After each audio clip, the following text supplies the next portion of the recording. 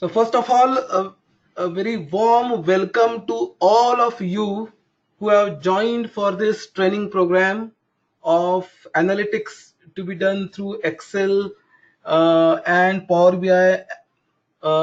It will be a very we can say elaborative 16 weeks of training session with a lot of hands-on assignments, one case study kind of project, and many things involved. Okay, so I welcome you on behalf of Digital Vidya, and initially I will introduce myself. Then I will also like to know your name, your background particularly, so that I will know how this batch is all about. Because generally in this in any of such batch, people from different domains, different technical background assemble. Therefore it's very important for the trainer to know the participants background as well. So as I said, initially I am going to brief about myself. One small protocol here.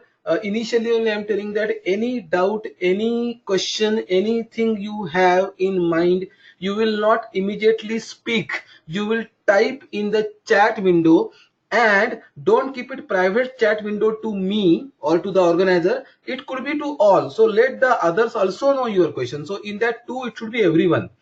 Okay, so this first day this habit will slowly come, and from the second session things will become smooth. Okay, so any question, anything not understood, not you want to repeat anything, then immediately you have to put in the chat window instead of speaking. Because then if multiple people speak at one point of time, then it becomes difficult. Okay, so that will be a protocol, because this is the online training. As we know, this is not a classroom training face to face. So there will be some protocol, some rules and regulations for successful execution of this training. Okay, so I will start with the introduction round. As I said, I will tell about myself. My name is Mandar. I am the trainer for this entire training program. Now I am into software training field for 20 years. I mean, I started way back in 1999. So this is the 20th year for me into software industry as a trainer. As far as my technology vertical is concerned, I am a person from databases, business intelligence, and Excel side. So within databases, I conduct trainings on Oracle, then DB2, then SQL Server, MS Access, and Teradata. And within the business intelligence space, I conduct trainings in MSBI, Microsoft Business Intelligence, in which tools like SSIS, SSS, SSRS are there. Then Oracle Business OBIEE, Oracle Business Intelligence Enterprise Edition, then Crystal Reports. Then if you are aware of some data visualization tools like Tableau, Power BI, ClickView. Along with this, I have completed 100 plus training programs of Excel. Hmm?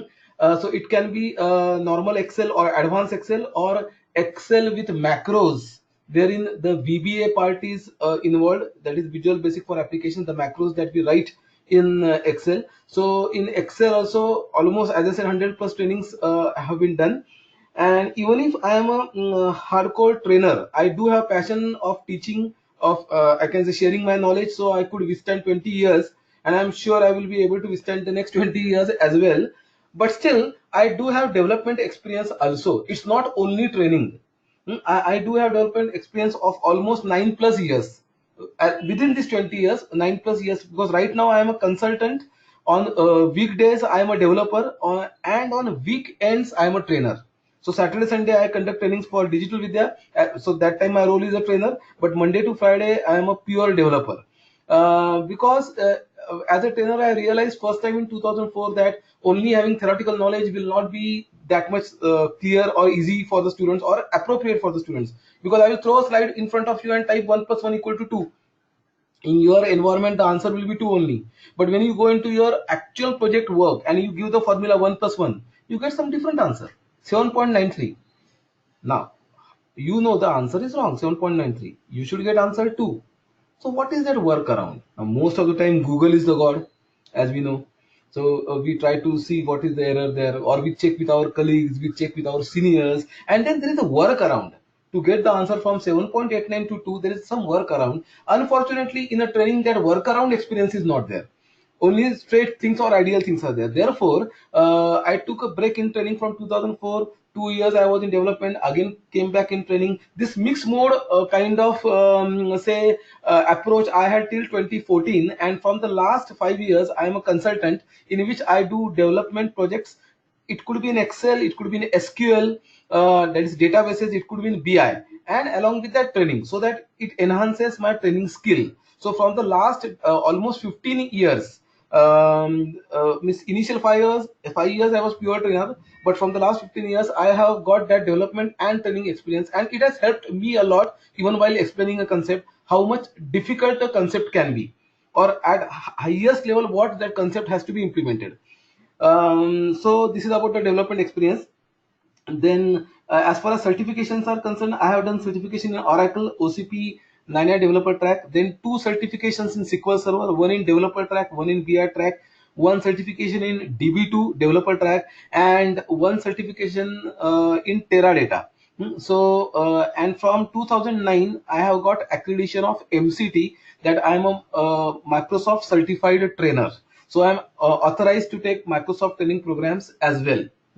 And as far as my corporate training experience is concerned, I have taken trainings in almost all big MNCs. It could be something like Capgemini, Amdocs, Tech Mahindra, Zensar, Microsoft, IBM, many more, even in Oracle Corporation or in Teradata company, anywhere. And my association, particularly with Digital Vidya, started from the last year. Now, this is my fifth batch of the same capacity. I mean, I already finished 3 batches, a fourth batch of Sundays running, and this is today onwards. I started the fifth batch. It was a very much enjoyable and enriched experience up to now from Digital Vidya side to me. So I am also thankful to Digital Vidya to giving me opportunity to share my knowledge with the participants. And I am very much sure that how my first 4 batches have gone interactively, effectively, I mean, on the same lines, in the same spirit, even this batch 5 also will be there. And so this is all about from my side. And yeah, particularly with the online training experience, my journey in online training started 6 years back, because now from the last 5 to 6 years, the normal classroom or instructor led training trend has been going down. And as we all know that due to the globalization and all that, online training programs are more. So from the last 6 7 years I am more into online trainings. So it could be through GoToMeeting, it could be through WebEx or any other medium. So earlier I was more with classroom trainings, but now I am very much well versed with the online training programs as well. Yeah, the training delivery style changes. In a classroom, when students are in front of you, the trainer has that liberty or that leverage of having that freeness. But yes, how to make this training effective, even if it's not face to face, that all I think I have got properly, I have understood by taking It these will only trainings. be it will Okay. only be audio Hello. or a video one. See, the screen will be shared, and so whatever demo, everything is there, that will be on. Only the webcam we are not putting on, because it will have the adverse impact on the No, internet I'm logged bandwidth. in. I'm logged in. Hello. Hello. Hello. Yeah, Madhura. Hello. Yeah, Madhura, tell me. Yeah, I'm sorry. I think I logged in a little late. I'm sorry for that. Okay, no problem. So Madhura, we have just started with the Can you introduction. please let me know whatever was done in the last 15 minutes, please? One more time, just a quick recap. Yeah. See, you This are is not. my first session. Yeah, don't worry. You have not missed anything. I just introduced myself. Yet I have to take your everybody's introduction. Okay, so it's like we have just started. I told my name, my background. So quickly, I will tell. My name is Mandar. I am the trainer. I am from databases, business intelligence, and Excel side. And 20 years of training experience I do have. Then I told about my certification details, my project experience, and all that. So you have not missed anything much, Madhura. Okay. Okay. Okay, Thanks, don't worry. Mandar. Yeah, Yeah. okay, yeah. Yeah, and as I said, you can just be on the mute mode, because then I will tell you, means when your turn will come, then one by one, each participant will be speaking. Okay. Hmm? Okay. Okay. Yeah. Now, if anybody has any question, please type in the chat window, because I want you to get accustomed with that also. And make sure in two, it is everyone. Huh? It is everyone. It's not only to me, because others also should know what you have question. Okay. So can we go ahead? You have to reply in the chat window. Yes, no, whatever. Everybody is clear with my introduction? So Karina, okay, thanks. Rahul Singh is fine. Madhura, okay. Suraj, okay, good. Aditya, Prathul. So now some new students. I mean, some students logged in a bit later. Avi is fine. Okay, so I told about myself, my background, everything I told. You got the idea about who is the trainer and all that. Now I will like to know or hear from your side. So maybe now, as your name will be announced, you have to unmute yourself. In brief, you have to tell. I will tell you what are the parameters on which you are going to tell me about yourself. Of course, your name first, then your background is going to be very much important. It happens in such training programs, many times non IT people are coming. People from insurance, banking, HR, production. Production is engineering, or it could be any advertisement, it could be any architecture, it could be any different advertisements kind of domain. Some people are from IT also, but most of them are the non-IT. So in your background, you have to tell from which domain you are, so that whether you have, then how much, if you are aware of Excel, that also is going to be important. Excel knowledge. Even if you are new to Excel, it's perfectly okay. Or if you know a little bit of intermediate, so we will categorize. You know basic Excel, intermediate, or advanced. So you can say I know intermediate, I know advanced, whatever. And even if you are sure you know advanced, don't worry. You can mention advanced. I will not immediately ask any question on that. Don't worry on that. It might happen. Some of you are use VLOOKUPs. Some of you might use if condition. Some of you have gone with pivot tables at the highest level. So you can proudly say, yes, I know advanced Excel. Something like that. Okay. So it depends what Excel background you have, Excel or SQL, anything. If you have, so that you have to mention. And if you are working in any company right now, in an MNC, please do mention the company name as well. And the most important, last but not the least, if you are not from India, please mention your country. That will be important. Okay. Because as in our batch we have international students as well. Therefore, if you are not from India, don't forget to mention your country. If you are from India, please don't mention, because 80 to 90% are from India only. So then it's understood. If you are not mentioning, I know that you are from India only. But yeah, as we have some international students, so that input for me as a trainer also is going to be very important. Okay, so we will start. Can we start with the introduction round? Yes, no, everybody okay? Okay, good. Yeah, so now let's go as per the names which have come in my list. So I think they are coming, of course, alphabetically. So we can start with Aditya. So Aditya, you can unmute yourself. And as I said, the parameters will be your name, your background, IT, non-IT, how much of Excel you know, your company and all that you can quickly mention. Hi Mandar, this is Hi. Aditya. Yeah. I work for an IT company. I'm based out of Dubai, Oh, great. and Okay. my Hmm. knowledge of Excel is in a way intermediate. Okay. Uh, my background in terms of the profile is from the business development and marketing side. Okay. So not a technical person, but Okay. I do business development for IT companies. Oh, great. Okay. So right now you're working in any company in Dubai. That means. Yes, working for Gulf Business Machines. It's an IBM entity for the Middle East. Oh, okay. Great. Yeah. Okay. Nice to know that, Aditya. And I think for you, this training is going to be a bit earlier. It could be at 8:30 a.m. if I'm not wrong. Yes, it starts at 8:30 my 8:30 a.m. time. I know 1.5 hours before. Yeah. I had been in Dubai earlier, almost for 6 months. I mean, I've been Oh, okay. traveling multiple times there, 5 to 6 times. I mean, Oh, okay. yeah, great to know. Uh-huh. Yeah. So Excel, you said you have some intermediate understanding. Yes, yes, yeah. Okay, Right. great. Okay. Yeah. Yeah, thanks, Aditya. Yeah, you can mute yourself. You're welcome. Yeah, okay. Sure. Yes, Avi, you can speak about yourself.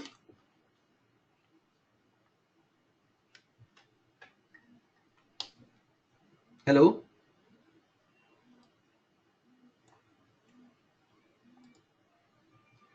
Avi, you are, I think, not audible.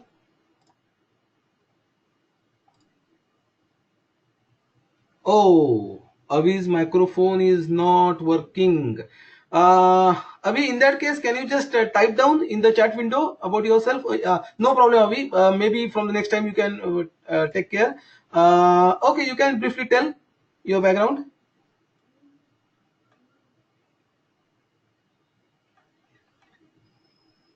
So I think Avi is going to write down about the background.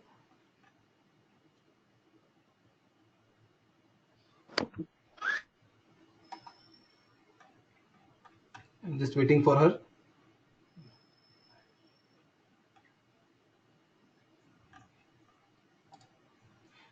Okay, yeah, I have just completed my bachelor's in computer science honors. Okay, so Avi, your full name, you are, I mean, is it Avinash or Avi? What is, I mean,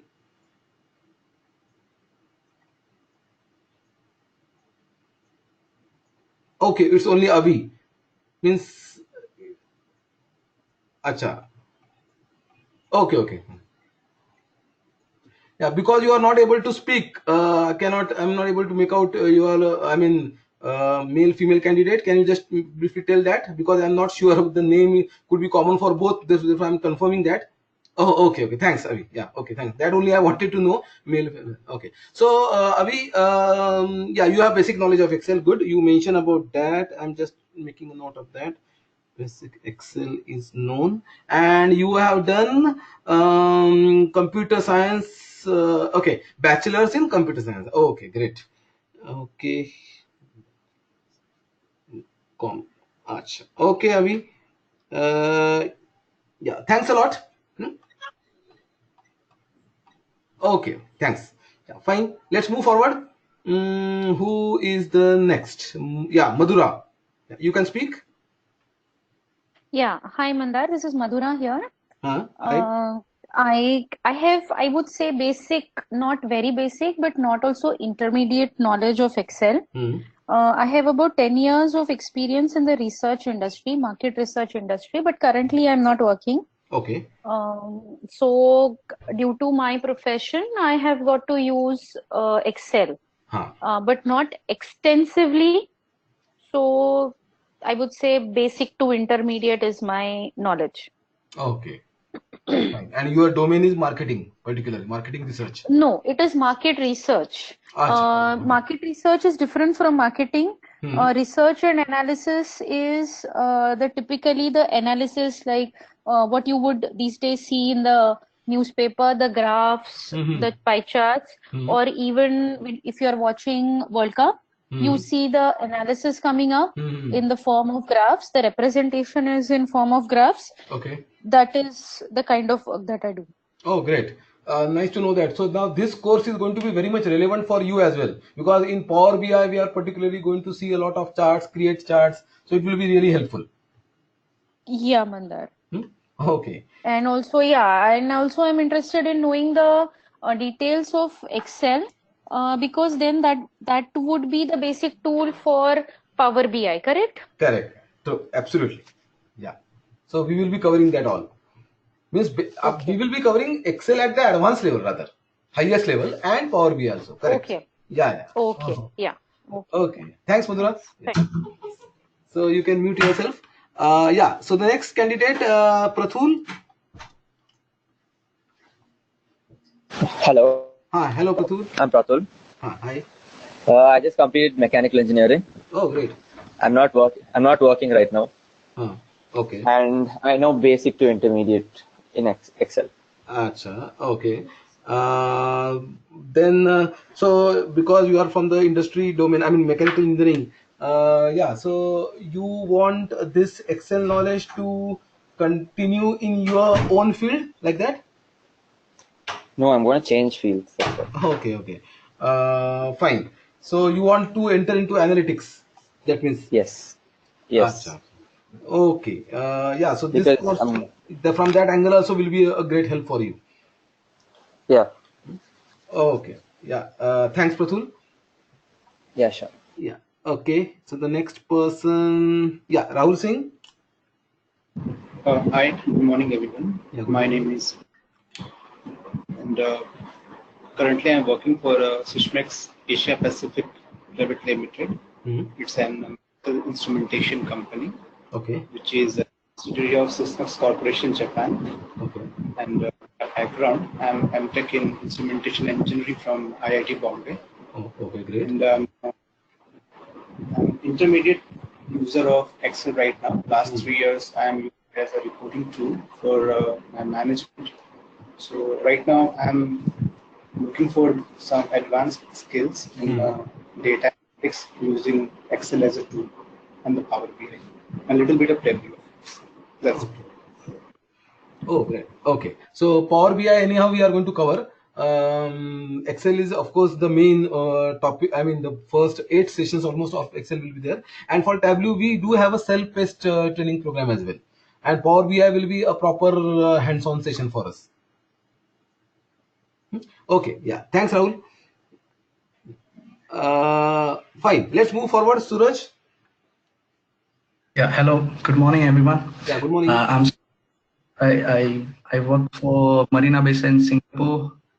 I Acha, work as an analyst. You are from Singapore? Yes. Oh, okay, great.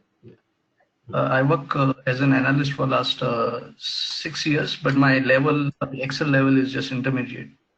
So Okay. I work around with numbers of the hotel guests and the casino and stuff, but it's just basic Excel. Oh, acha, okay. I mean, if we look up and once. Mm-hmm. Oh, okay, okay. Yeah. So you want to gain knowledge more into the advanced part of Excel. That means. Yes, this course is just I mean this would be extra for my skill set so that I have some knowledge of Power BI, then Tableau, and whatever extra I can gain out of Great. Excel as well. Yeah. Sure. Okay. Great. Yeah. Nice to know that. Thanks, Suraj. Yeah, thank you. Yeah. Okay. So anybody left who didn't? Only Avi has given from text, but otherwise all have spoken. I'm just checking in the chat window because I have to keep eye on the chat window always because you all are going to react. I mean, tell your views or doubts or anything. Okay. Thanks everybody. I think everybody has been done. We have got 6 participants. I'm just reading the names who have mentioned, introduced themselves. Aditya, then Avi, Madhura, Prathul, Rahul, and lastly Suraj. You 6 have briefed about yourself. Maybe there could be some 1 or 2 candidates who have not joined today. Maybe they will be coming later, or today late they may join. Okay, no problem. But yeah, so now let's have a summary of what you all told me in the last 15 minutes. Because see, this training is actually revolving over analytics only. So whatever data, information, whatever things we are getting, just one after the other things are coming, we have to analyze that. So now in this entire batch of 6 students, if I want to analyze this batch, how is this batch? So it seems like 90% of you are non-IT only. Like it could be marketing research, it could be business development, it could be instrumentation, it could be something to do with marine engineering or hotel industry, whatever it could be. Maybe one student is a formal bachelor's in computer science. Avi mentioned she's formally from computer science. Others are a bit from the different non-IT background, but that's perfectly okay. Excel, you everybody has basic knowledge. Some of you have mentioned intermediate knowledge. That's fine. Means Excel is not completely new to anybody. We do have 2 students from who are out of India. I mean Aditya from Dubai, and Suraj from Singapore. Remaining all of us are in India as well, only here. And so it's a, I mean, typical heterogeneous batch that we have got. Whatever you have told me on that, the analysis I'm just doing, because see, this analysis only is going to help, not only who is going to do. Okay, Rahul Singh is mentioning, like, just a minute, I'm just reading what he has now recently updated. I'm a product manager, non-IT. Oh, okay, Rahul. Yeah, taking a note of that. You're good to product manager, non-IT background. Yeah. Okay. Thanks for giving that input. This is, and this type of batch is always there, but still I wanted to ensure means what type of people we have in the batch. Okay, maybe this time banking insurance domain people are not there, because in some of my batch earlier batches we do have insurance sector people, banking sector people also are there, but that's okay. It depends on the if the batch size is bigger, then we definitely get more students from different variety of domains, but right now it seems to be a batch of 6 7 or maybe 8 or 9 max students could be there, which is in a way also it's good to have interaction with. Okay, so the introduction round has been done. I introduced myself, you also introduce yourself. Now let's understand the training protocol, training methodology. Pay attention, okay? And anything if you are not getting in that, then you will always mention anything in the chat window, keeping the two to everyone, so your question known to all of the others also. Now, because now, so I am starting with the next point. The point that we are going to discuss, I will write on the notepad because there is no board here, no, where I can write and you can see. So, training protocol. What is the protocol for training? That we have to understand. Being the first day, we have to spare some time here, because if this is known properly, the sessions definitely go smooth. Otherwise, not. Okay. Now, the first thing is that our training time as per the Indian time is from morning 10 a.m. to 1 p.m. It's a 3 hours of training. And accordingly, the timing will change for Dubai and Singapore students. So you should not be logging at 10 a.m. Means on that time. Ideally, you should be getting connected 10 to 15 minutes prior, because sometimes your internet connection could be a problem, sometimes the URL doesn't work, so sometimes some background settings are happening. So therefore that time, that leverage has to be given. If you come start your machine at 10 o'clock, and because we will be promptly starting the session at 10 o'clock, means at the same point of time only, because effectively we have to use 3 hours effectively. It's not that rounding off will happen and 10 10 10 15 10 20 session will start. No, it will not be done like that, because otherwise we will always be lagging behind and we will not be able to finish the stipulated session. I will not be in a hurry to complete anything, don't worry. Unless you understand properly, you are convinced, satisfied, I will never go ahead. That's my responsibility and assurance. But still, if we should not make delay from our side, that is the first thing. So if the training is at 10 a.m., I should be, as a student, I should be logging in at 9:45 a.m. or 9:50, let's say 10 minutes, and I should be in the revision mode. What happened last session? So my mind should be conditioned to that, because now the next 3 hours the world is only in Excel or on that training. So other things should be switched off. That is the important thing, so that at 10 o'clock the training can actually start. The delivery can start at 10 o'clock. So that is the first thing, that everybody will log in 10 to 15 minutes prior, and sharp time the training starts. Now the second thing, we have to make this training highly interactive. It will never be a monologue, like I am speaking and you are only listening. No, it is not going to be like that. Don't worry at all. It is not any seminar. So I will be asking you hundreds of questions in between, and you should be replying through chat window. So we will make small abbreviations. If your question, if I ask you, is it like this, and if you say yes, no, so you can type y means yes, n means no. So it will be a fast. Don't, so write down these abbreviations. Y means yes, n means no. Okay, now if you want me to repeat anything, R. So you can type R. So Y is yes, N is no. I'm just writing because first day. R means you want me to repeat something. You didn't understand. Okay, no problem. I will repeat till you understand. So repeat. Now if you are clear with this, the things, clear, you are understood, clear. So C will be clear. So I know that we can go ahead. So I will say, can we go ahead? You can type Y.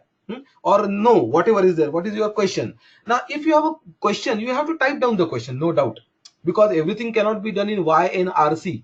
I know that everything cannot be done in Y and RC. You have some question, something which you are not clear with, or I mean, you want to confirm some point. You type down.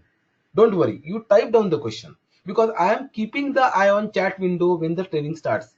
when the training is happening. I mean, I am not, it will not happen that your message was unanswered for the last 10 minutes. No, it will not happen like that. Don't worry at all. It can take a minute or 1 or 2 minutes, because I could be in the flow of telling something. So your query came, and after 2 minutes it got answered, because at the same point of time I cannot answer breaking my whatever topic is going on. But definitely it will be answered. So therefore, if you have something to ask, you have to. And it might happen in a rare situation, like now you cannot type, you have to speak. It can happen, I'm not saying no, but let's keep that as the least of the option, because most of the time by typing the question it should happen. If there is something wherein it is not possible, yes, we will I will give you a chance to speak, like right now you have introduced yourself, then maybe it can be done. Now, so this is about how we have to make this training highly interactive. So anyhow, I will be asking you questions, you will be reciprocating, because by that I as a trainer also understand that yes, you are getting it.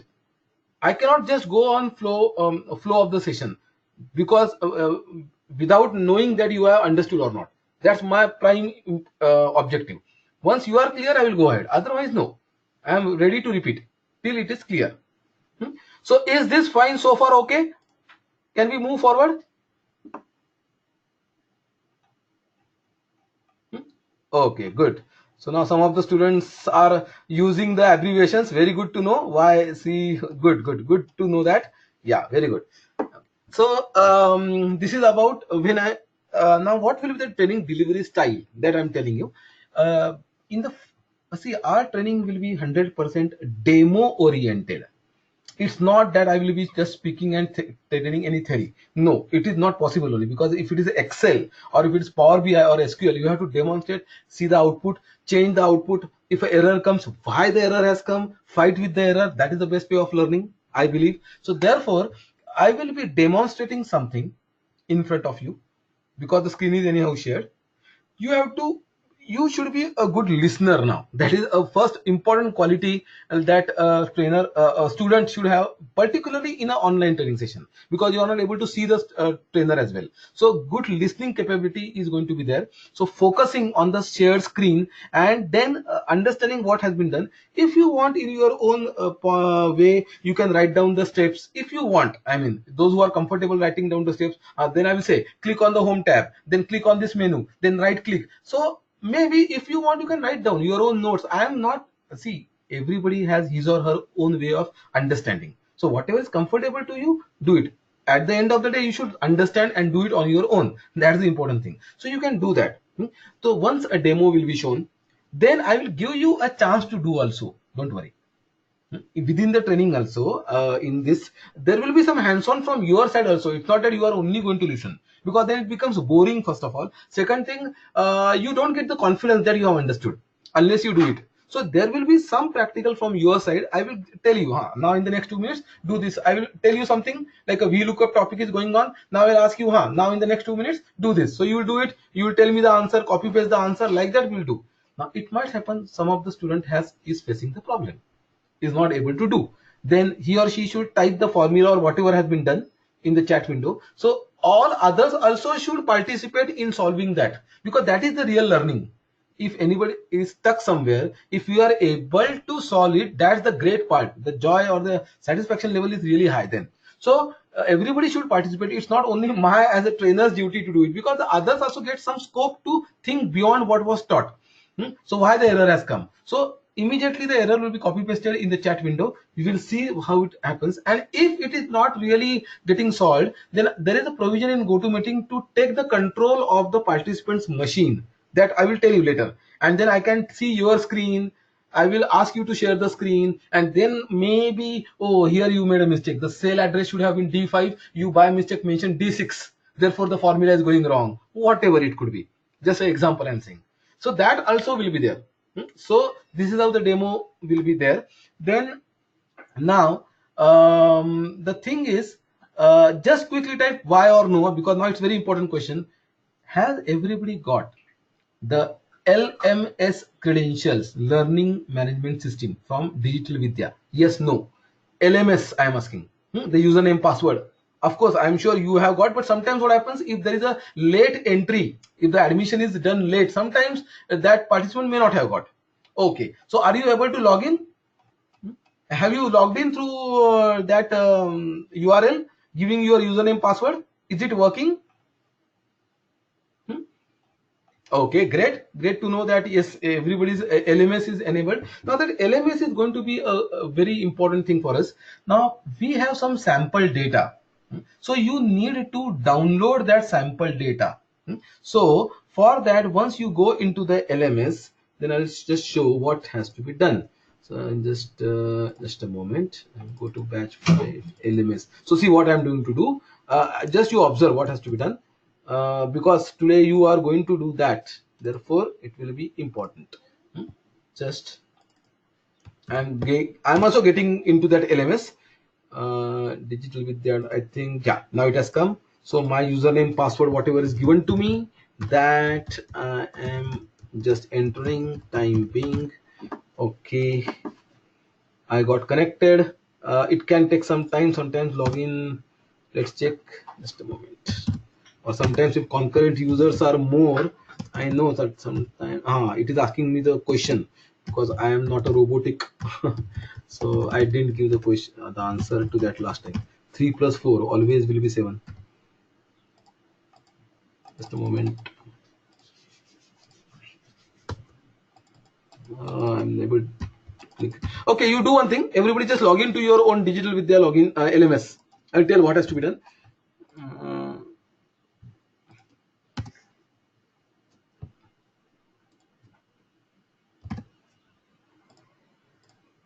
Everybody just right now, I have told to log in to the LMS.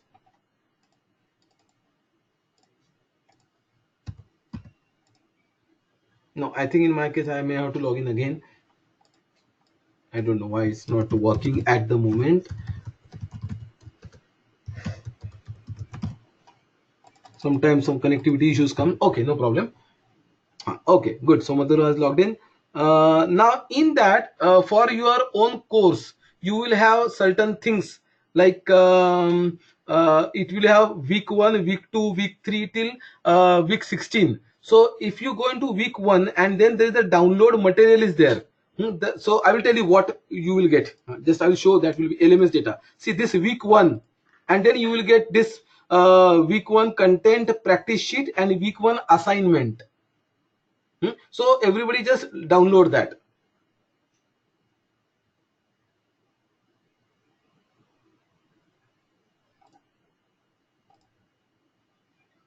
Because that will be the first thing.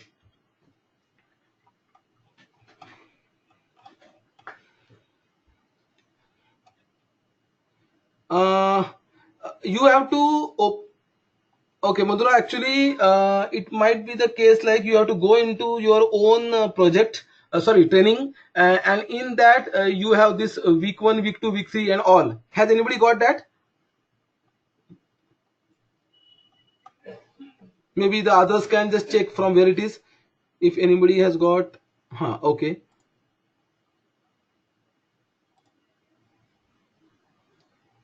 Okay, thanks, Madhura. So from week 1, then you will get that Excel files are there. 2 Excel files are there.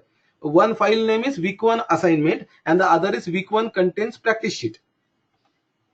So you should download in your own machine, because that is an important. Those 2 files are important for the because our entire demo is going to be based on those 2 files only. The particularly not the assignment file, the content practice sheet file.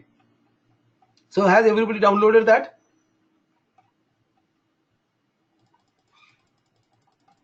So it will not take much time. It is not that big file, so it will hardly in a minute or so it will be downloaded. Okay, so you just download that.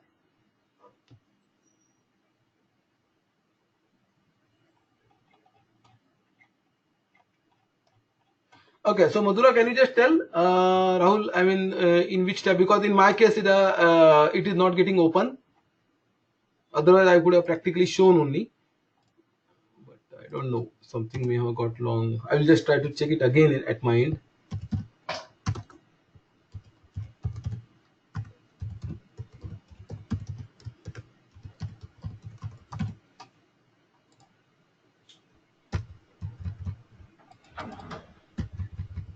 No, I'm not able to give that 4 plus 2 6 that answer. So there's something connectivity issue is there.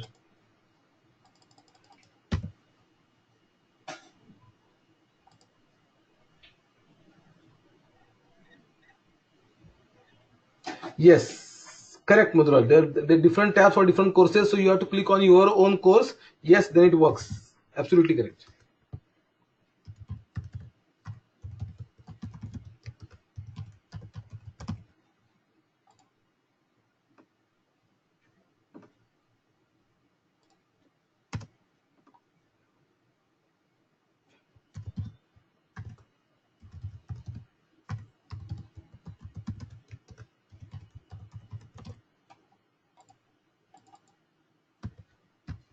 No, in my case, it's not working.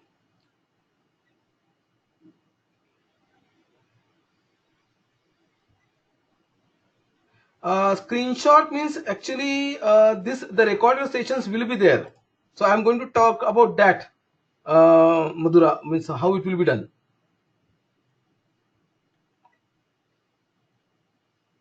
Oh, I finally got. Okay, good. So I think some connectivity issue was there. Now everybody can look here.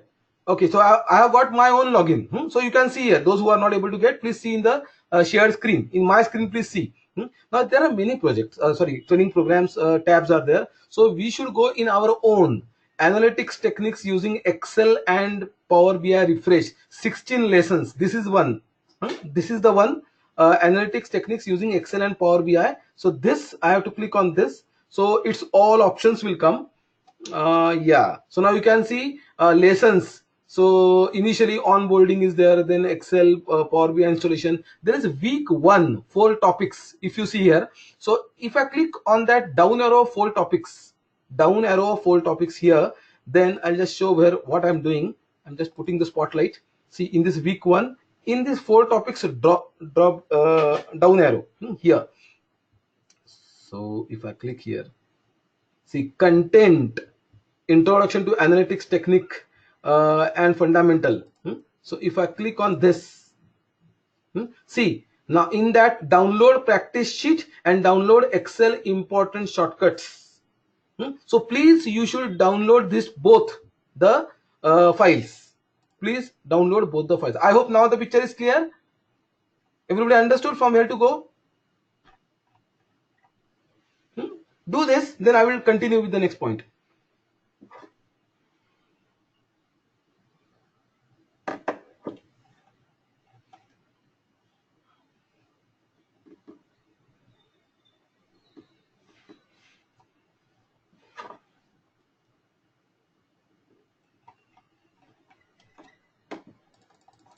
Those who have done download on that, they should type D. Now D is also one more abbreviation.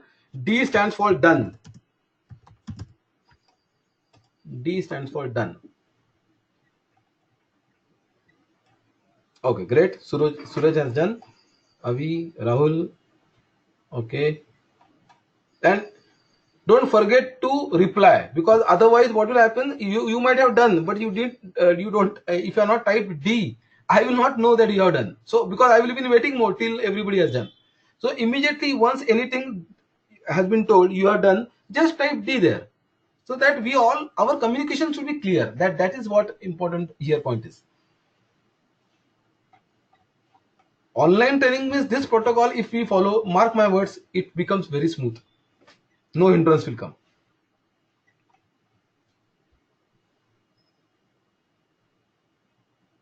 Okay, anybody who is left?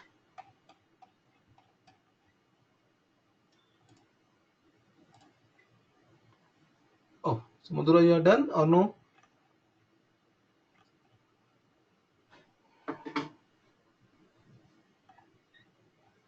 Okay, fine, you can do it.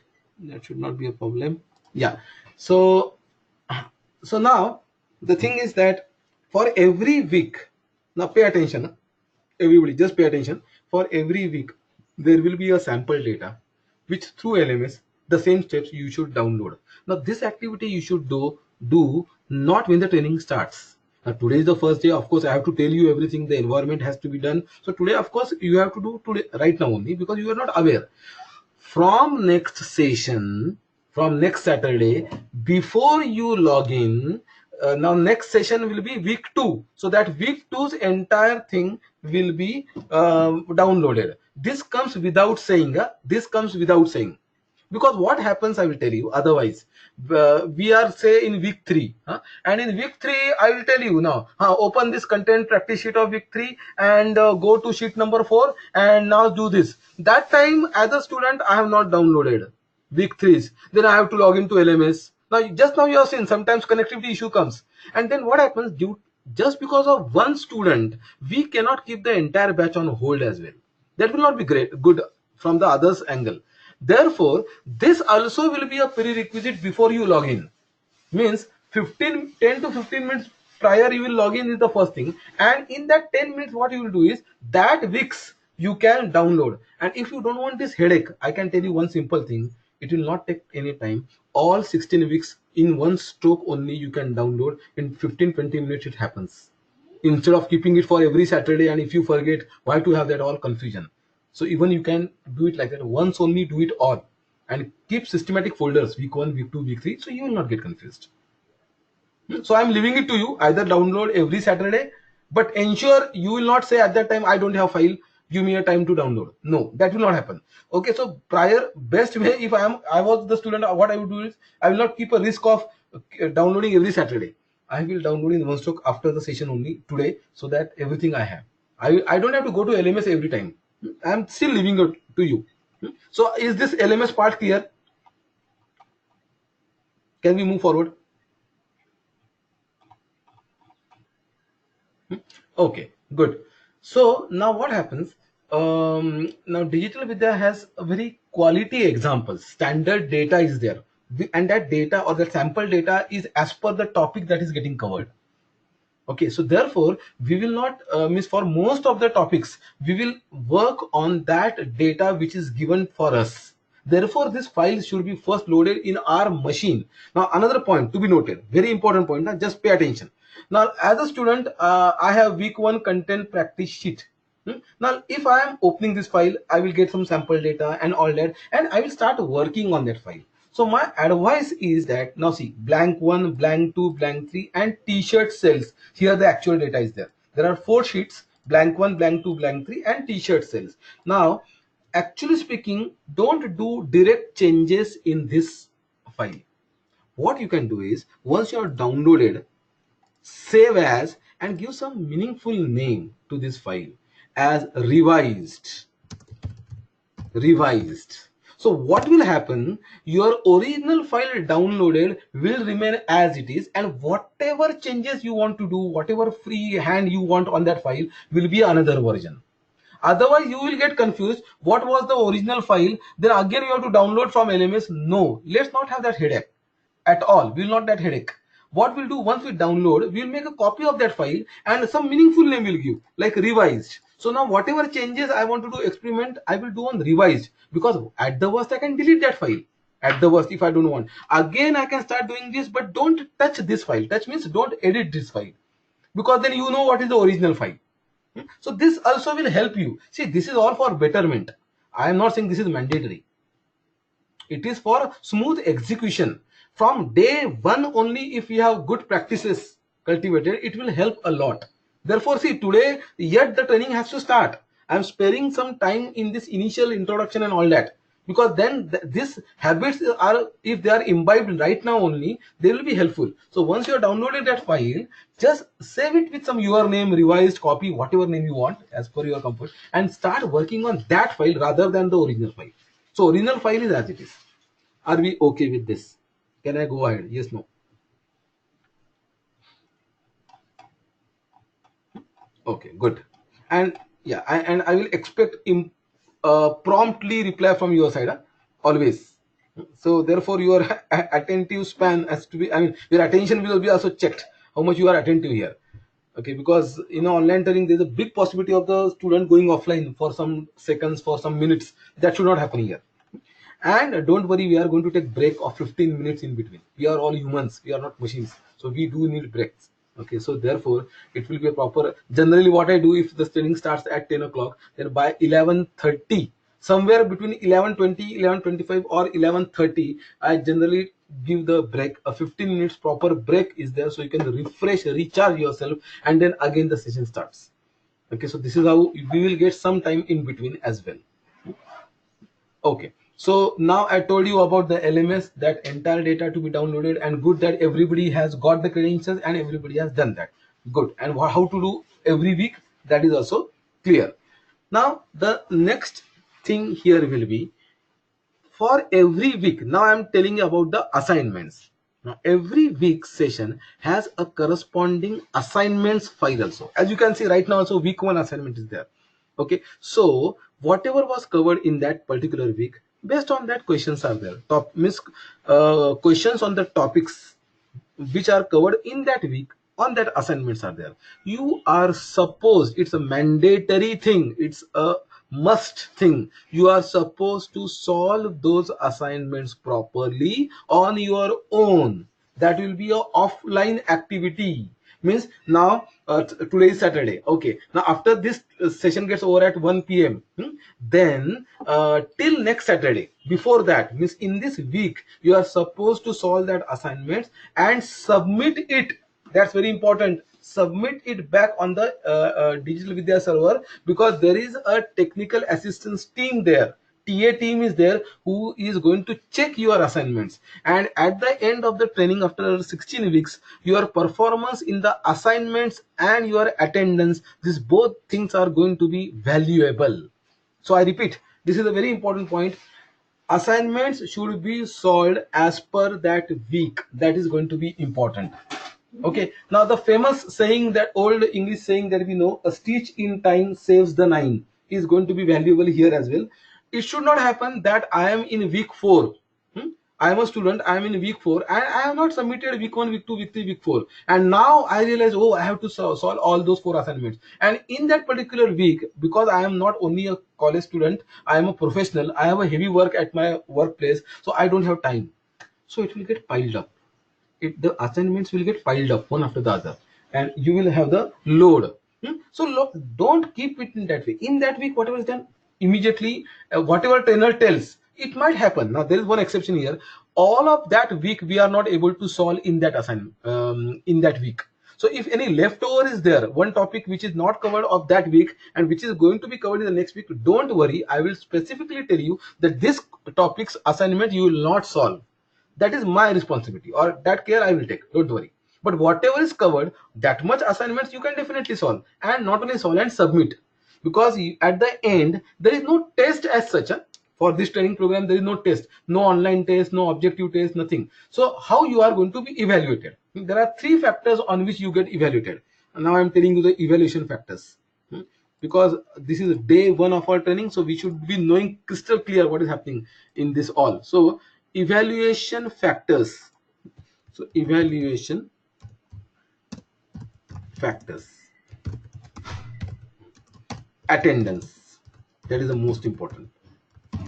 Your attendance will be there, is the first. Second, assignments submission is the third, is the second, and the third is most important, capstone project submission. I will tell about that later, don't worry. This is the first day, so I will not tell everything in one stroke. It will become heavy to you. Right now, focus. Let's keep capstone project on hold.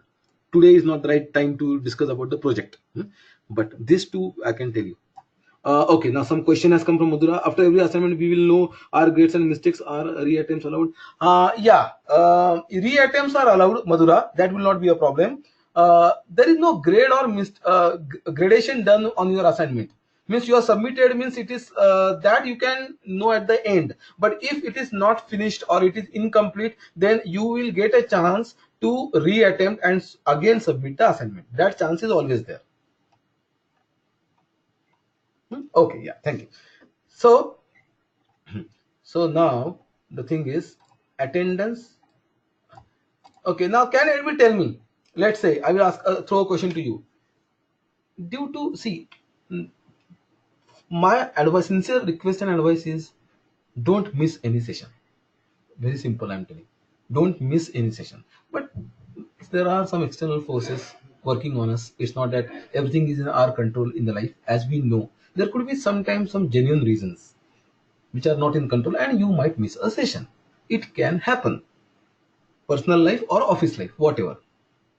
Now, can anybody write down in the chat window what is the remedy? How are you going to cover up? Any guess? You know what has to be done then? Say I missed session 3, and now after session 2, session 3 I miss, and now as a student I am logging to session 4. So what could be there? Yes, Rahul, you are right. Recorded sessions. Absolutely correct point mentioned by Rahul. So now digital vidya is giving you an option. Hmm? After every session, you will, in the next 2 to 3 days, I think probably 2 days or something time, you will get a recorded. This right now training is getting recorded. Right now, what I'm speaking, whatever you are interacting is getting recorded.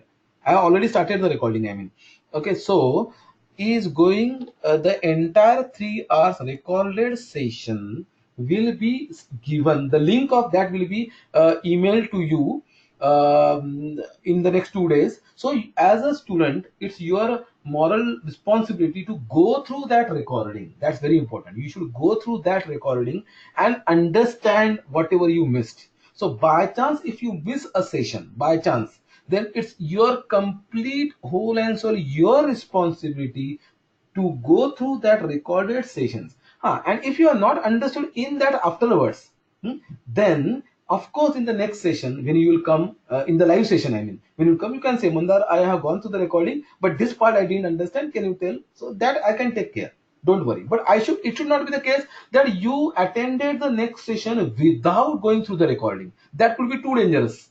Why it will be dangerous? There could be a big dependency of the earlier session in the current session, and you will be lost. Then you will not understand. Oh, because there are certain topics in which there is dependency with the previous.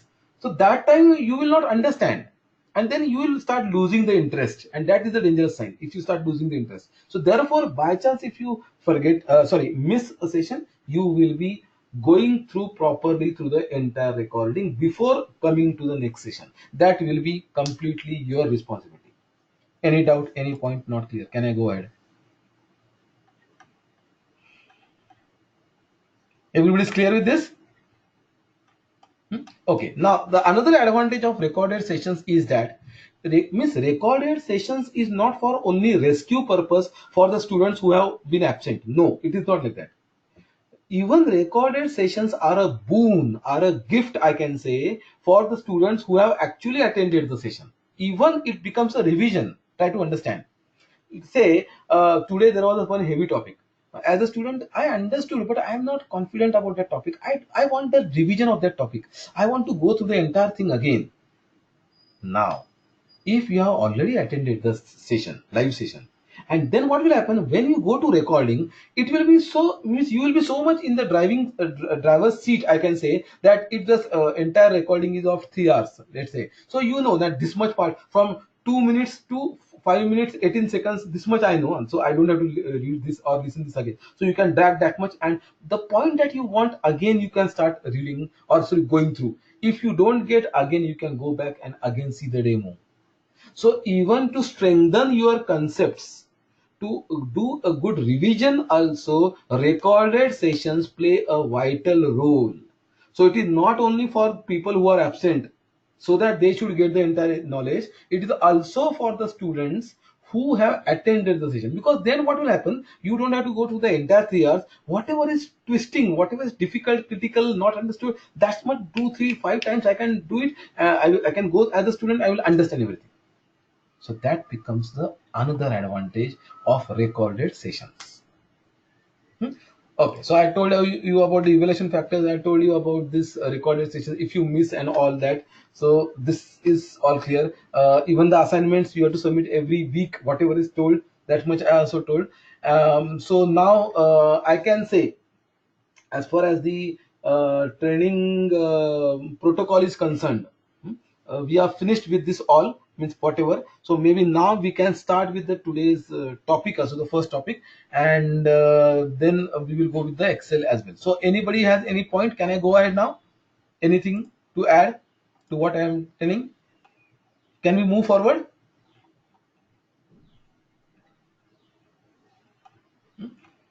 Okay. Okay. Thank you for giving me the confirmation. Fine. So now today in the first topic that we are going to see, introduction to analytic techniques. So maybe there will be hardly any PPTs, but in the first session, what is analytics and all that is going to be very important because we are into the analytical world. So that we are, okay. One more thing I didn't tell, what all we have. Okay, sorry. So one point which I missed to tell, what all modules are there in our training. Yeah. Then I will go with the topic. Modules in training. So basically we have 4 modules in our training. So that I have to, of course, I have to tell, because then you know what all is there. So modules in training, there are Excel is the, of course, first, then followed by some introduction to statistics. Statistics is there. Then SQL, introduction to SQL. I should write properly. Introduction to statistics, introduction to SQL, and then Power BI, and finally capstone projects, which I will be speaking a bit later. This is how our entire 16 weeks journey is there. First, almost 8 sessions are of Excel.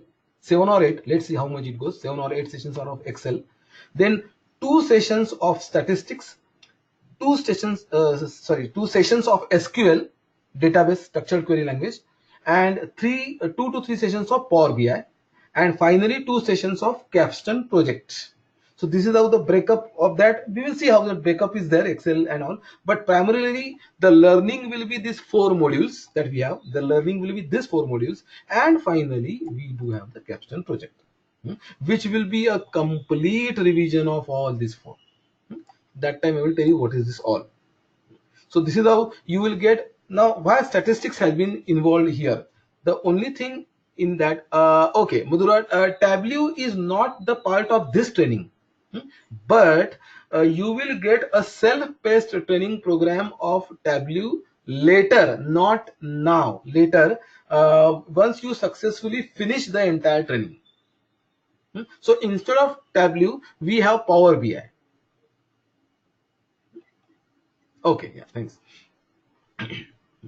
So this is the way the entire training is there. I was just telling about the why statistics has been involved. So I hope you are knowing that nowadays the world is moving to data science, data analytics. The training program itself is about analytics. So some fundamentals of statistics we should be aware of. We should not be completely blank to that. Therefore, introduction will be there, only 2 sessions. And on the same lines, SQL becomes the most important, I can say, a prerequisite, the scripting, the database scripting and all. So SQL, I know some of you are completely blank to SQL because as some of you are non-IT. Don't worry about that all. When the time will come, at that time, what is SQL and everything, I will of course cover. And Power BI will be a data visualization tool, which is very much similar to Tableau. Those who are aware of Tableau, in simple words, Power BI is a competitor of Tableau. Power BI is from Microsoft company. Power BI is of Microsoft. Okay.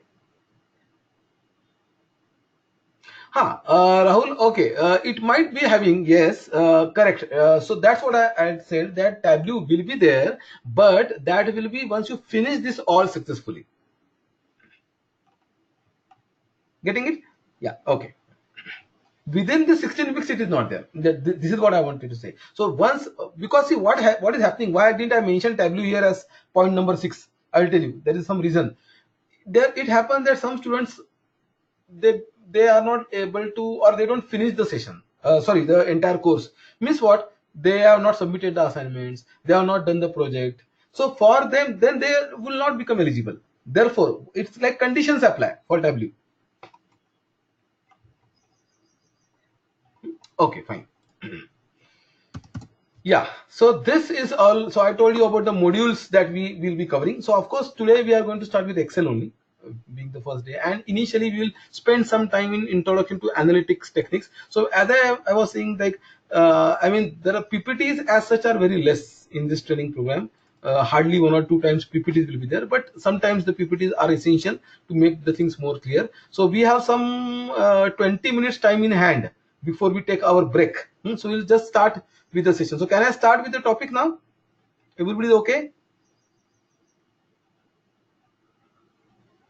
Okay, pay 100% attention, because now this is a theoretical thing. This is not a practical, this is theoretical. So your attention, your involvement, you can type your question immediately. Now the important point is, before I start, don't hesitate to type your question. Don't think that whether my question will be too simple or nothing. You have a question, you have a right to ask. That's very important. So whatever doubt you have, unless you type in the chat window, I will not come to know that you have a question. So therefore, I am just repeating that let's make this training more interactive, even though it's not face to face. Okay, so the first topic of the day, quickly we'll go through. You might be aware, but still we should be knowing. So introduction to analytic techniques. This is what the topic is. So what we are going to cover. So analytics is what? Business analytics and business intelligence. These are the three words which are coming. So analytics is what we all know, analysis. So a data has come. Just now you have given your own introduction. I have done analysis, analytics of that. How many are IT? How many are non-IT?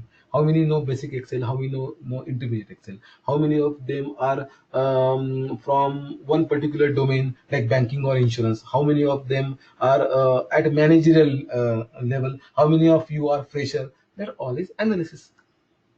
Now, based on that, business analytics. So it's like from which region, whether from the western region, southern region, northern, eastern region, I am getting the data, or sales is more. So business analytics, quarter wise, in the year, quarter, time wise and geography wise, I am doing a business analytics on that. The business analytics can be on the sales, on the profit, on the loss, or on the transactions that are happening, anything. And then based on that, business intelligence. So further, what all decisions and everything will be taken on that.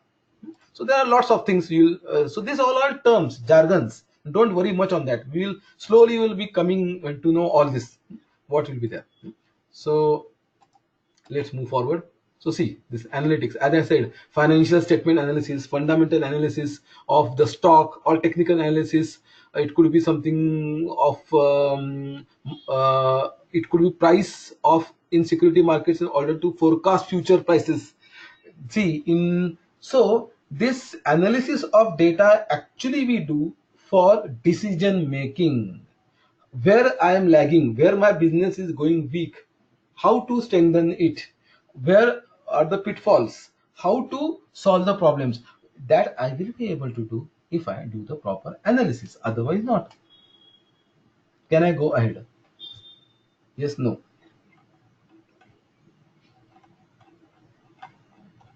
And I am aware where to spend more time on which slide. Don't worry. So wherever these are generic things, so we will go fast. Wherever things are straightforward, of course we will not waste time in that. Okay, good. Thanks for instantly replying. So I know that you are getting it. Now this is very interesting. So let's spend some time on this slide. This is very interesting. Information ladder. And now you can see the last or the first is data. It begins with data, information, knowledge, understanding, insight, and finally wisdom. So what is this all? We know these words. We often use these words. But how these words together make sense, that we have to understand. So you can see data and information can be defined in numbers. Okay, so I'll just take a real life example, so it will be more clear for us. Let's say a new movie has been released. It could be a Bollywood movie or a Hollywood movie, whatever. So now, how much tickets collection it has done on the theaters? That we can understand through data and information. So how much of, in India we say this many crores of business this movie has done, as in India we say 200 crores of business in the last 2 weeks it has done. So means whatever it could be, so that is quantified, that we know because of the numbers, data and information. But now the interesting thing is, when we say knowledge, understanding, insight and wisdom, these are subjective to each person. Now what do I mean by this perception. It might happen that one particular movie has done 200 crores of business, so it's good, but I may not like that actor or actress, or I may not like that movie. Okay, I may have seen that movie, yeah, but purchasing the ticket. So I'm one of the contributor in the 200 crores. That is okay, but I don't like that movie. Let's say. So based on that knowledge, or now it might happen, one particular person might like that movie a lot, and then that person might see that movie 3 4 times and enjoy that movie. Even that can be also there, and there could be a person who doesn't like that movie. So this is perception. This is not 1 plus 1 equal to 2. This is your own understanding, the way you are brought up, your values, the what type of person you are. It depends on many other things. So now what happens here is knowledge, understanding, insight, and then wisdom. This is their decisions are taken based on this. Means based on that, means then I can make a decision. It might happen that the movie is of science fiction, or the movie is of wars, or the movie is of comedy type. It's a type of movie I'm saying. So then I may conclude that, oh, I don't like this type of movies, so I should not see this type of movies. Wisdom, the final decision that I may take, but that will be different. It could be, it may vary as per the person. What is concrete, what is hard and fast is data and information. So because that can be defined in numbers. Now nobody can challenge that 200 crore business has done by that movie. That are numbers, that is known, but how much people have, how people have perceived that movie is different thing. Getting this, everybody up to wisdom? Clear? Okay, yeah, thank you. Now, see here, capabilities. Now, what this data analysis is going to do all. So, what are the capabilities? So, I just put the spotlight so it will be more clear what we are speaking all about. Helps you know your business. First of all, what do we have in our inventory? What type of products we have? What is the reorder level of every product? What is the cost of each product? So which products are of high cost, which are of medium cost, which are of low cost? Whether high products are more sellable, or medium cost products are more sellable, or low cost are more sellable? In which region are they more sellable? Which type of customers are they are purchasing which type of product? So helps know your business. What is happening right now? That first we should know. Understand your data. That is the first thing. Problem is that many times the business, these big business people, I mean the management people, they don't understand what are the facts, what is right now happening. If we are not aware properly, then how we can take further decisions, or I mean how we can strategize the things. So helps to you know your business. That's very important if you are analyze data, otherwise not. Otherwise transactions are happening, but God knows where, how things are, where we are good, where we are better, where we are bad, where we are worst. That should not be the case. Then reduce the risk of sudden losses. That's very important. So now I may have understood like that I'm not doing a great business in higher cost products. I'm doing good business in retail products like low cost and medium cost. But in high cost products, means it could be something like a premium product. It could be a product which is 50 or $100 per item. The cost is there. In that area, I'm not doing good. And what I did is I had a huge investment in that. I have done a huge investment in the manufacturing cost, factory cost, transportation cost, inventory cost, and then I realized, oh, that products are not sellable. Then that will be a big risk. So if I have analyzed data, if I know that my high cost products are not getting sold much, then it's in inventory level, it's reorder level, it's more of the manufacturing I will not do. Or rather, I will try to go with some corrective measures if I want to promote that high cost products. Otherwise, not. There is no point in going in that. So reduce the risk of sudden losses. Helps identify low performing metrics. So who are, as I said, who are going with low, means where the business is low, where the medium, it is medium where is high, that is all. Then enables real-time analysis. A simple example, like whenever we go into ATM booth to withdraw money. Hmm? Once we have done, once we have swiped the card, we gave the PIN number, we have mentioned the cash, how much we want. Hmm? So we entered the cash, and then we got the that notes, the currency we got. Simple example I'm giving you, daily example. Let me do. What instantly happens? Can you tell me what instantly happens once your transaction is successful? Then what instantly happens? Oh, there is no audio. Uh, okay, am I audible properly? Everybody? Uh, Rahul is saying there's no audio. Okay, so I think for Rahul particularly, the audio is not there. I think I missed to tell this also. Mm, I'll just write down for him. Please check audio settings at your end. Settings at your end. Okay. Maybe in case of Rahul, maybe his audio settings may have gone down. Otherwise, because if it is audible for all, then it should not be a problem.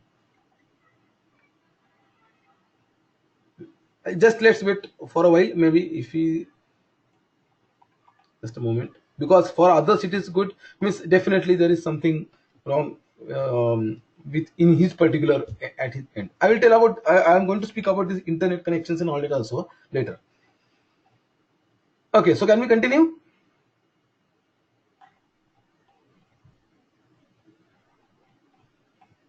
Okay, so I will come back to that ATM example. So your transaction has become successful. You got the money, the notes you have got from the machine. My question to you is very simple. What instantly happens next when you are going out of the ATM booth? What happens next is my very simple question. Can anybody tell me? After that, your transaction was successful in ATM booth. What instantly happens next is the question. Very simple question actually. Very good, Suraj. Very good. SMS. So I think Rahul has some problem with his setting. Please check audio. I'm just writing for him. Just a minute. Please check audio at your end, Rahul. Just a moment. Give me a moment. Audio and internet.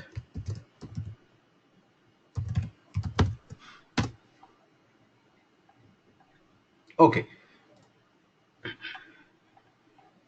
So yeah, coming back to this. So Suraj, yes, we get the SMS. That was the correct answer.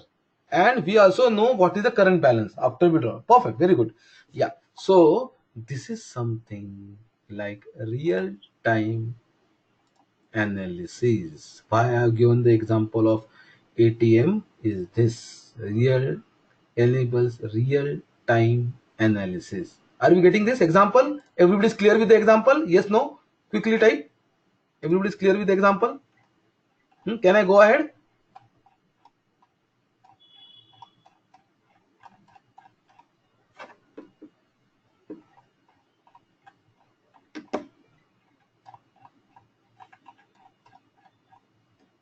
Okay, good. So maybe Rahul might disconnect and connect back. Let's see. He might be facing some problem at his end. So once he, yeah. So okay, Rahul. Fine. So am I audible now? Okay, now let, because this point came, I will do one thing. Maybe I will speak about this internet and all first, and then we will move to the next slide.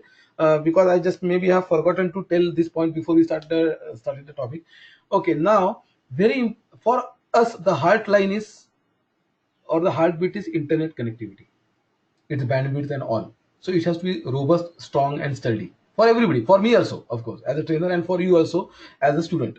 So my advice will be: don't only rely on one internet service provider. Please have a backup also. That's the first thing. The current goes down, you can instantly get connected with somebody, the other one, fallback one, because otherwise you will miss the session or you will not be able to get connected. That practical problem should not be there. So your internet connectivity, yes, is going to be an important point for us. Okay, that is the first thing. Now the second thing, as one good thing which Rahul did right now, immediately if you are not getting my voice, if my audio is not coming or anything, instantly you should type, as he instantly typed, which was very good. So I came to know that he is not. So what is my duty is, I should ask questions to others. If all others are getting, means naturally the problem is at that student's end. If all others are also not getting, then the problem is at my end. Simple logic. So once you lose the audio, if the audio is lost or anything happens of that way, instantly type down. So whether the problem is for that single person or for remaining all also will be clear. Everybody clear with this about internet connectivity and all that? Can we move forward? Okay, yeah, thank you. Yeah, so we have some time before we go for the break. So maybe one or more points I will cover. So this is what now see, progression. Your how the data is organized, basic operational reports, self-analysis, management reports, predictive analysis, actionable insights. Okay, so first of all, is your data properly organized? That's very important. I will go with a simple real life example. Now see here, what I'm doing is just, you don't do anything, you just observe, you don't do anything. Now I have customer ID as a column and country of that customer at the column. Then John is the name of the person and the country I'm typing USA. Martin, and here I'm typing America. Smith, I'm typing US, not USA, US. King, I'm typing states. And Allen, I'm typing the full spelling United States of America.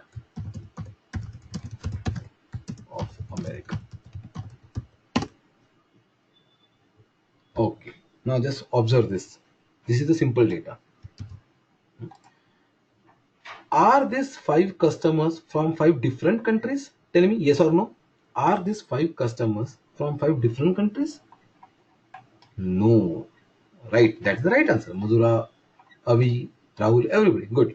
Now the problem is that I have many customers. Now say Roger is also there, and Roger has typed his country name as USA, which is exactly how John has entered. Then say there is somebody else there who is Scott. Let's say Scott has entered, like how Martin has entered, Scott has also entered. Now the problem for us will be, if I do analysis of this data, how many customers from USA? Now what will be the answer Excel will give? Tell me how many customers from USA are there. What answer Excel is going to give me? Right, Madhura, 2. Correct, Rahul. But is 2 a correct answer? Is 2 a correct answer? No. Actually, how many are from USA? Tell me. Actually, how many of are from USA? Correct. Actually, 7 are there. Absolutely right. So your data is not organized properly. Or sometimes what happens, it could be something like, I have one more say user, and I'm just entering that person's name. So now let's say Boris, and 3 white spaces. So there are, so the spelling is Boris and 3 white spaces. So this spelling which has 3 white spaces, so I have to trim those white spaces as well. So data may not be correct. It could be date of invoice. Another date of invoice. I enter date like this, 12/3/2018 or 19, 18, let's say. So this can become 3rd December. This can become 12th March. Both dates are valid. So whether it is an American format of MMDDYY or DDMMYY, so the data has to be properly organized, systematically entered. If data entry itself is wrong, like white spaces here, The countries are having different synonyms, but then the country will not be the same. Or somebody will take the meaning of 12th March, somebody will take the meaning of 3rd December. Wrong. So is your data properly organized? That's going to be important thing. So are we getting this now, everybody, with this example? Okay, good. Yeah. And now there are certain other things like basic operational reports also will be there. So basic operational reports are something like day-to-day transactions, the SMS and all that we are getting, that you have withdrawn this much amount from your account, so this is the current balance. Basic operational reports, daily invoices, daily transactions, daily check clearances in the banks. So those are basic operational reports that we generate. And then we do self analysis. Like it might happen like in department number 10, how many job types of clerk I have, how many job types of analysts I have. It might happen department number 10 sales is highest, but within 10 I have different job types like clerk, analyst, manager. Manager is doing less in department 10. So going at a micro level, going at a deeper level, self analysis, internals of that.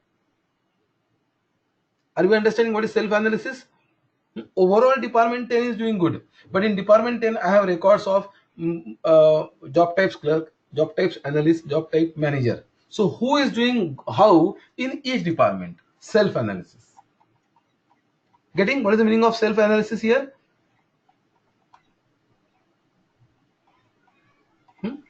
Okay. And then we do have management reports. Now management reports will be nothing but, if you are aware of pivot tables, means summary reports. See, management is not interested in day-to-day functioning. Management is not interested in the mobile number of the customer or address of the customer. Management is interested if I have prepaid as one category of customer, postpaid as another category of customer. Then prepaid, what is sum of sales? Postpaid, what is sum of sales? Now prepaid in a particular month, in a month January, prepaid how much, postpaid how much. Now India January prepaid how much, postpaid how much. France January prepaid how much, postpaid how much. Collection, sum of sales, highest of sales, minimum of sale, average of sales, whatever. Summary reports, that will be management reports. We will see. We are going to cover this all in our training. Practically, we are going to MIS. Very good, Rahul. Management Information System. Good. So they are known as MIS reports also. Management Information System, as Rahul has rightly mentioned, that abbreviation MIS. Good. Okay, so this is about management reports. We are yet to cover predictive analysis and yet to cover actionable insights. Let's do one thing. Let's take a break, because then you will recharge yourself also. You'll be fresh enough to focus in the second half. So we will have a small break. Usually I keep a break of 15 minutes, 15 minutes. So exactly whenever it's mentioned, at that point of time we will resume. Okay, so what I will do now, so can we go for a break now, everybody? Then we'll cover predictive analysis and actionable insights.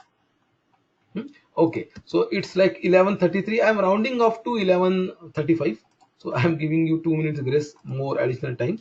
So as per what we will do is, we will do all this properly time based. That's very important. This will be time based. Okay, so let's resume. So 11:35, so 11:50, let's make 11:50 a.m. Indian time, IST, as we are student from Dubai and Singapore. So as per 11:50 a.m., 15 minutes of break, which is quite okay for us to recharge ourselves, to focus further. Now when I say 11:50 a.m., we will definitely start at 11:50 a.m. only. It will not be 51, 52, 53, because then till 1 o'clock we'll be able to cover a lot. Because now I will tell you what is left. Now we will just some small part of the slides are left. Then we will directly enter into Excel, and we are going to start our demo with Excel. and then we'll see how to do some basic formulae. What is this all that we are going to understand. Okay, so some basic examples of Excel. I can say the introductory part, the walkthrough in the Excel sheets and everything we will have. Okay, so let's have a break, and at 11:50 a.m. IST will resume. Fine. Thank you.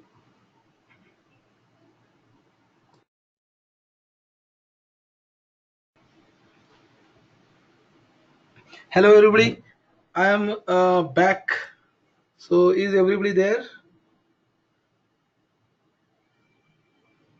Okay, so Rahul is there. Avi is there. Okay, good to see you on time. Yeah, Madhura is also there. Good. Yes, Prathul, Suraj, and Aditya. I think they may be getting connected. So we are about to resume the session now, the last half of the today's week. So can we continue now? Everybody's recharged, refreshed. Yeah, Suraj is also there. Good.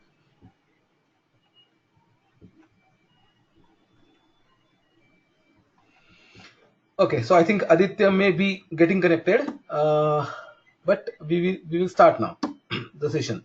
Means we will continue where we left. So the first important point always when you logging either at the start of the session or after the break, ensure you are on the mute mode. That is the first thing. As far as possible, try to keep your mobiles on the silent mode. So there should not be any distraction for even that. Also is an important point.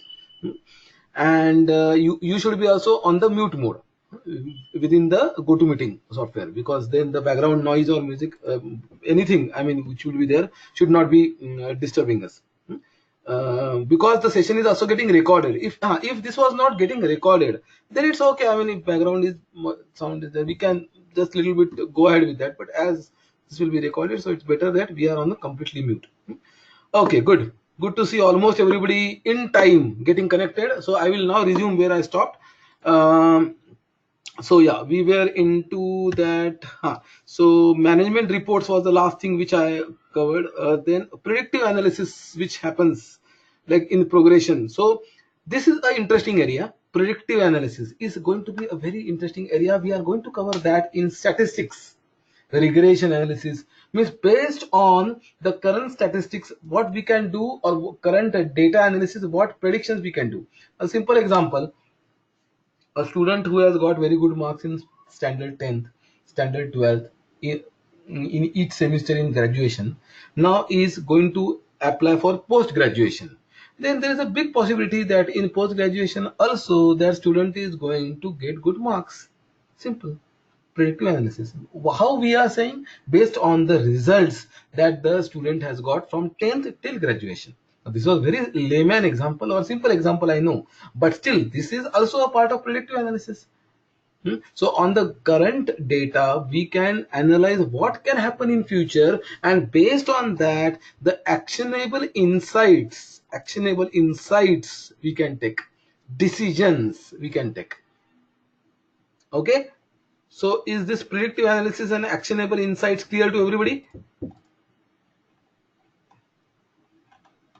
Can we move ahead? Okay. Yeah, thank you.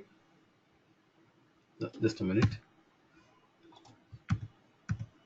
Okay, so I just got 2-3 slides. Business analytics, we have discussed about that, so we'll go to the next slide. See why business needs analytics. See, this is important. Summarize information. I told earlier. Graphs, very important. A part wherein visualization will be there. So in Power BI, we are going to cover what is line chart, waterfall chart, bar chart, all. Then take decisions based on that. See, now here a very good example has been given. Sales of Mumbai store is not the best among all stores, but the average sales per employee is highest. Must hire more employees in this store. See, Mumbai overall stores could be less, sales could be less, but average sales per employee is highest. So every a marketing person is doing good business, even if Mumbai's overall sales as compared to Bangalore, Chennai, Delhi, Dubai, Singapore, any other city, in that Mumbai could be less, but every employee of Mumbai is contributing high, whatever Mumbai sales are there. Take decisions based on data. Decisions take based on say the last point, decisions taken take based on gut feeling can lead to huge losses. Now see, we have, that era has gone. That era has gone wherein we can take the decision based on gut feeling. Everything is going to be based on the market research or the data analysis. Very simple example. I want to start a new franchisee of McDonald's, McD, or CCD, or it could be any food outlet. Which new generation people are going to be inclined more, not the old generation. And I want to start that shop in one of the area of the city, then I should know who are my competitors. Is already CCD there, Cafe Coffee Day is there, is already some other Domino's is already there, or some other type of competitor is there. Which type of people live there? That's very important. If more colleges are there, more IT companies are there, then there is a point in opening that type of outlet there. Okay, so decisions should not be taken based on gut feeling only. Now see, see this, go through this one animated slide I have added here. This slide was not there. I just animated what all happens in this analysis. Just see this slide carefully. I have different countries: Australia, Canada, France. There are different countries here, and different measures are there: quantities, budget, cost, sales. So these are summary figures, and for different months. But the question is very specific. The question is for Australia, not all countries. For Australia, show me the sales, means not the other measures, sales, and for February, not for the other months. Now see what happens in an analysis. What generally happens, that let's see. So first of all, it will project only the Australia layer, all measures, all months. Then it will focus sales for all months of Australia. Then a particular, that is February, and then finally it is giving me $6,745 is the sum of sales of Australia for a particular month, February. So this is how the analysis we are going to do, and through Excel or through Power BI. So see the layering. First of all, the entire Australia layer for all measures, all months. Then a particular measure sales for all the months, but then how the data analysis happens. So for one particular month of Australia of the sales. Are you getting this? And the part of analysis, is this animation getting clear to everybody? Okay, yeah, thank you.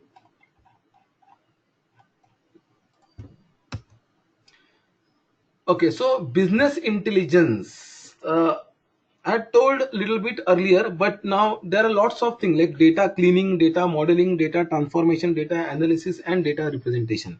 So I'm not going to explain this all now because this will be too early for us to understand. As the course progresses, we are going to understand that properly. So business intelligence, actually there are a lot of things that are going to happen in that. Now there are lots of tools which are there in the framework of business intelligence. Even Excel is also one of the tool which comes under the category of BI, business intelligence, because in Excel we can trim the data, the additional white spaces we can remove, we can change the format of data, we can analyze that data, we can create pivot tables. So yes, Excel is a BI tool. And then Microsoft offers MSBI also.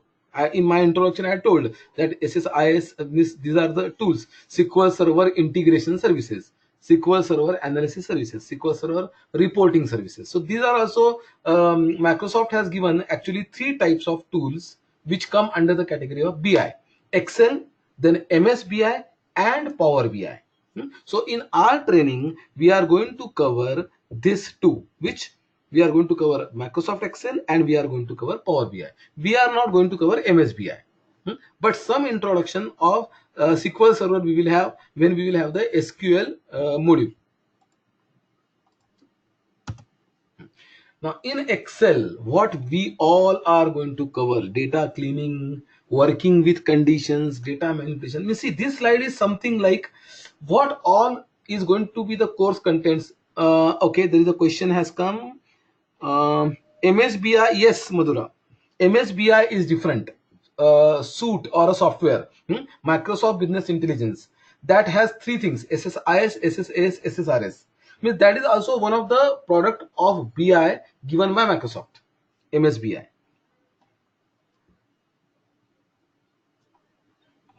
Getting?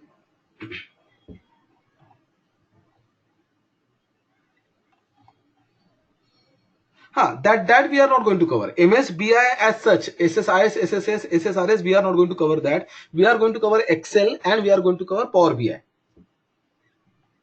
Just as information, it has been mentioned that MSBI is also one of the tool given by Microsoft for BI, but that is not in our syllabus.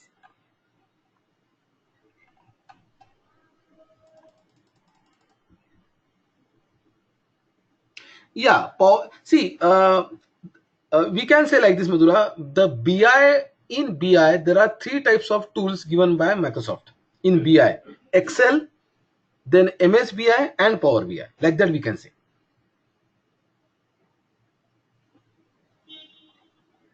Okay, yeah, thank you. So now in Excel, what all we can do? We can enter data in Excel. We can create derived columns. We can create summaries. We can create conditional columns. We can create analysis by using pivot tables. Now, predictive analysis is something in Excel we are going to cover. What if analysis? What if? So there are techniques like goal seek, solver, data table, scenario. There are 4 topics we are going to cover, particularly in this predictive analysis.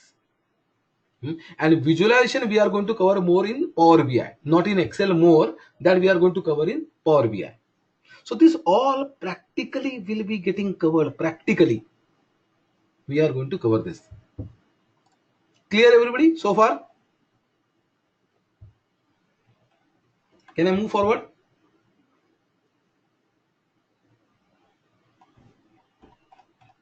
Okay, thank you. Let's move forward. This is just what happens in MSBI. So this is for your reference. So let's not discuss this. In SSIS, data cleaning and transformation happens. Then actually analysis means summarizing will happen in SSAS, and showing that in the report happens in SSRS. So this all means whenever I take training programs of MSBI, because I've taken many, almost I can see 50 plus training programs even of MSBI. So we have 2-3 days of training separate of SSIS, 3 days separate training of SSAS, and 3 days separate training of SSRS. That time we cover that. So this is just for the additional reference. This slide has been given, and now you can see this is what Power BI. So in Power BI, data can come from multiple sources. It could be Excel, this could be Access, it can come from internet, it can come from cloud, if you know Azure or AWS. Anybody knows what is that monkey icon denotes? Anybody knows what is that monkey icon? Any guess? Anybody knows that? I'm talking about this. What is this monkey icon?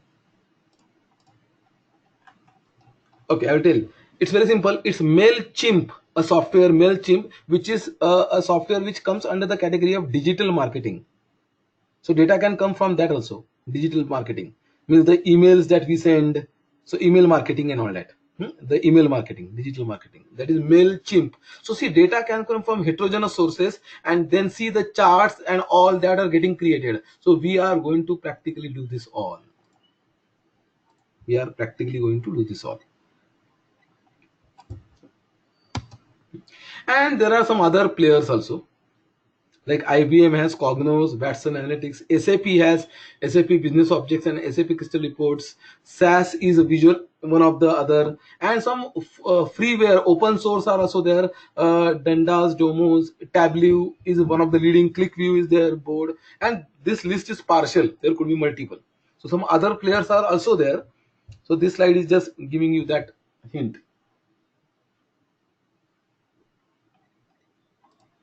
And there's the URL given. If you want, you can always go through that to understand what are the other BI products.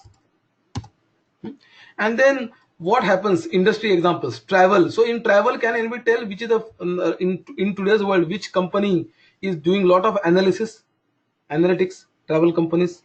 Any name? A leading name? A hint. We always see advertisement of that on TV channels. Travel companies.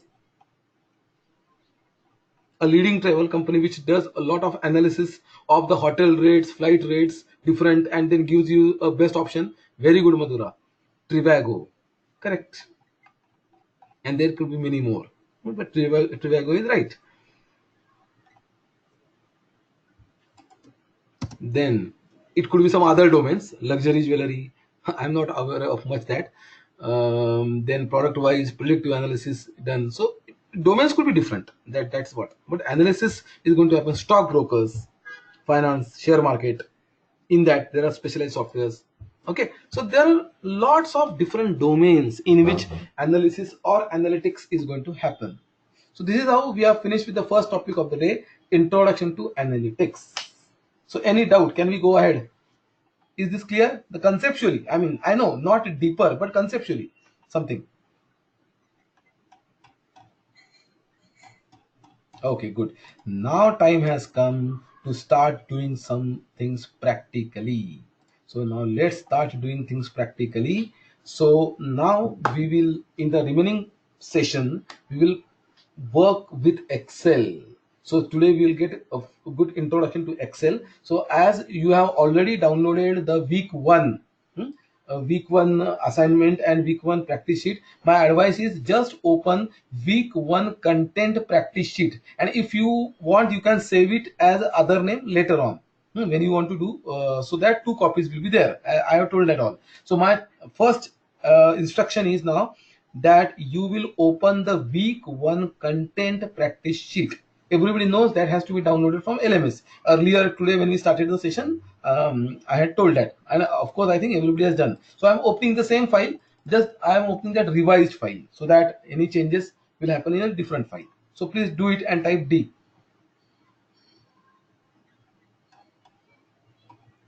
So I know that everybody has opened the file, because now you will not be only listening. Now you will not be only listening, you will be also doing along with me. You will be also doing. So now it will become more interactive actually. Now this is going to be, so far we were in only concept, all that, but now it will not be only concept. Okay, good. So Madhura has opened the file. Avi has opened the file. Good. Who else? Yeah, Suraj has opened. Good.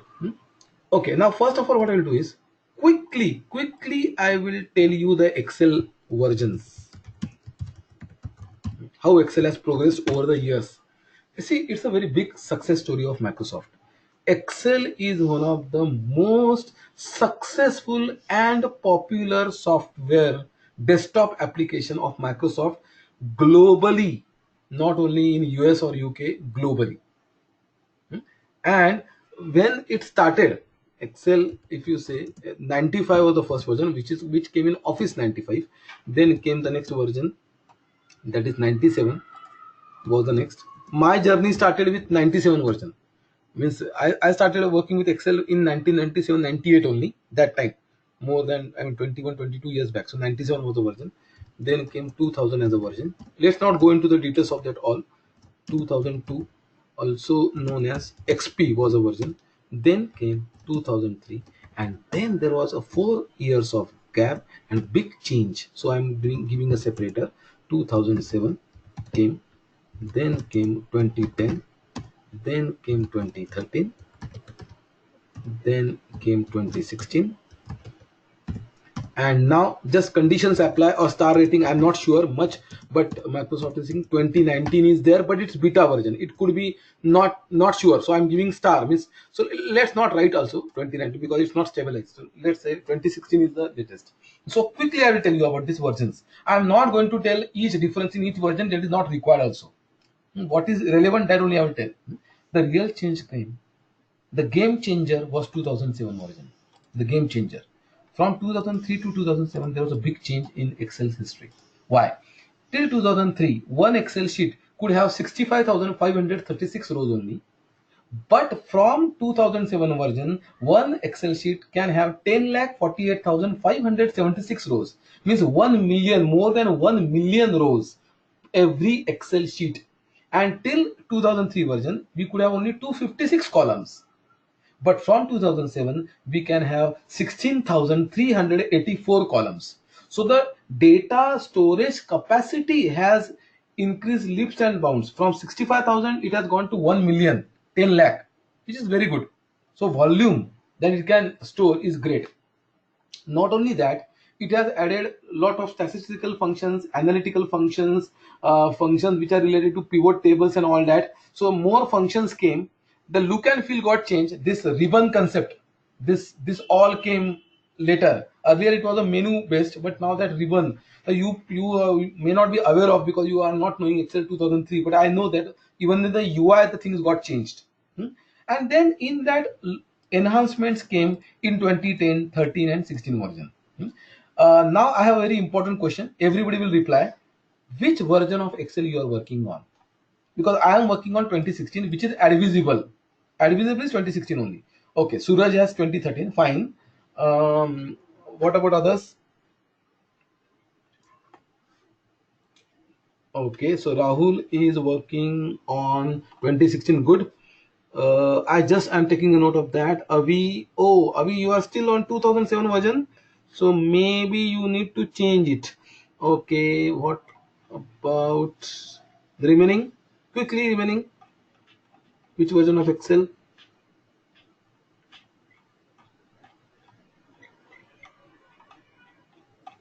Okay, Prathul is on 2016. Good.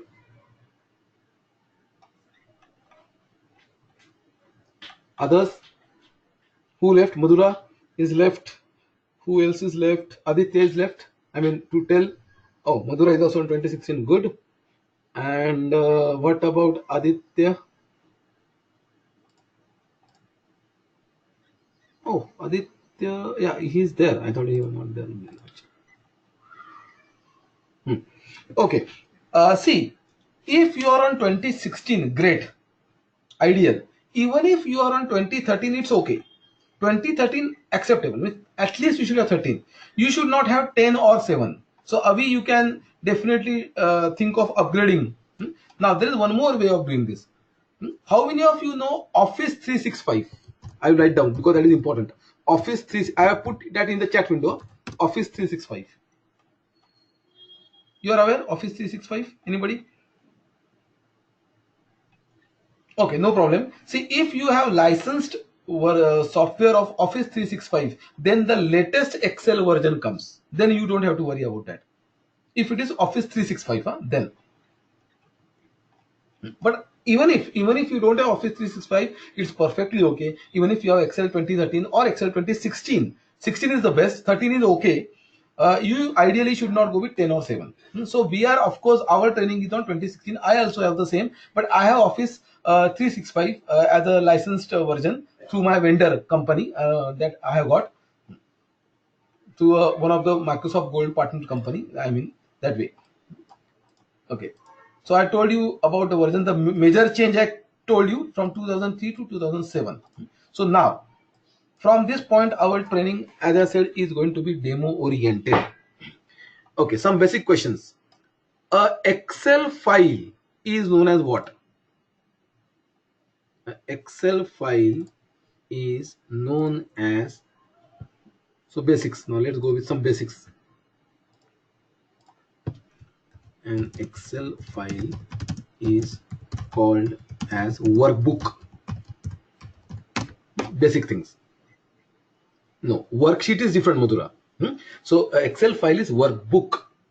A workbook comprises of one or multiple worksheets. And workbook has, this is terminology, don't worry on that. This is just a basic, has one or multiple sheets or worksheets. So data gets stored actually in sheets, worksheets. So you have got blank 1, blank 2, blank 3 and t-shirt cells. 4 sheets are there in the current file. You can have multiple. Every sheet will have that many number of columns and that many number of rows. Getting this point, everybody?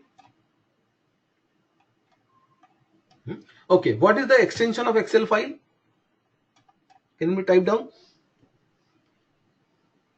This Excel file or workbook has what extension? The dot extension is what? Yes, no, Madhura, but it's not actually .xls. .xls was the extension till 2003 version. From 2007, the version, yes, Suraj has given the right. .xlsx. .xlsx is the extension from 2007 version. I'll write down, but till. So Madhura was correct. Till 2003 version, that was, it was .xls. Till 2003 version, it was .xls. Because sometimes if you are working on some client data, by chance you get a .xls file, then you should know this. Okay, now everybody, because has opened the file, now do one thing. I'll zoom this. Everybody is in the blank one sheet, the first sheet. I'm just zooming. You don't zoom this because the demo should become clear. So I'm zooming this, the view. Now everybody is in the first cell. Now see how the cells and all have been there. Each cell has a column name and the row number. Now, today I'm starting with basics, huh? So some of you have to be a bit patient. You say, oh, this is too basic going on. No, slowly the difficulty level is going to increase. So this is the disclaimer I'm giving you first. Today, directly a VLOOKUP or if function cannot start. It's not possible as per the training standards are concerned. So from zero level, we are going to start. And slowly the tempo building will happen. Don't worry, we are going to cover challenging things, tough things, or advanced things. It is all going to get covered. But we cannot start that from day one. So I am going to start as if you are completely new to Excel. Still, you should understand. So today it can happen. Some of you will say, oh, this was very simple. I was already aware. That could be only today. I can guarantee from the second session, from next Saturday, you will get more inputs. Okay. So the first, you can see every column has A, B, C, D as the names, and rows have 1, 2, 3, 4. So already A1 cell is there. Now how to go to the last row? Control, now press Control and down arrow. Control and down arrow. You directly go to the last row. 10,48,576. You should do this and type D. Control and down arrow. Type D once done. We went into the last row. Now what could be the shortcut to go to the first row then? It's very simple actually. If control and down arrow is for the last, the shortcut for the first will be what? Control and, can you write down? Control and up. That's simple. So press control and up.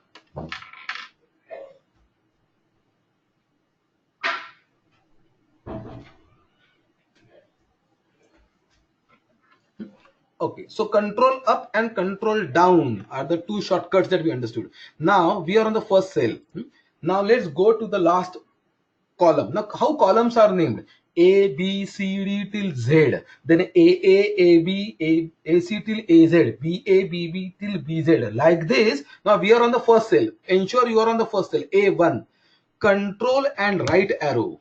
Control and right arrow. XFD becomes the last column. XFD becomes the last column. Control and right arrow. That becomes 16,384th column. So what will be the shortcut to go to the first column? If control and right arrow is there, what will be the shortcut to go to the first column? Control and, what will be the other? Control and left arrow. That's simple. So in the last 2 or 3 minutes, we understood that control with up down and control with left right arrows, we go to the extremities of the Excel sheet. Everybody's clear so far? Can we move forward?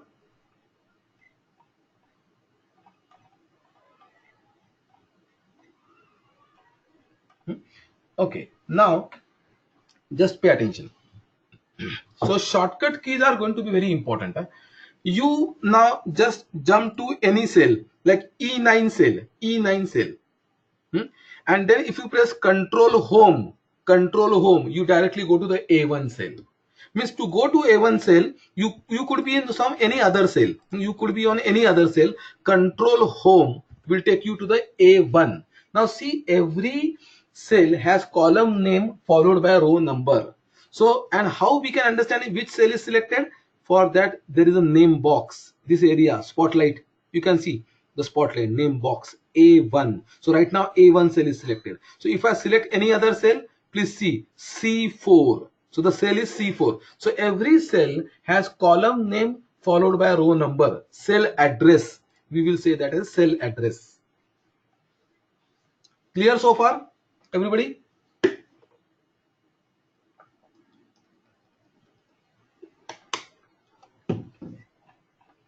Okay, now let's understand how Excel is going to identify the data types. So don't do anything, observe. Just observe here. In the A1 cell, I type 89, which is a numeric figure. It's a number. It's number. I press enter. It gets right aligned. If you, I'm just increasing the width, see it is getting right aligned. If I type ABC, which is text, it will get left aligned.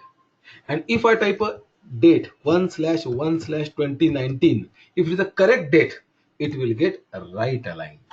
So dates and numbers are right aligned, whereas text is left aligned.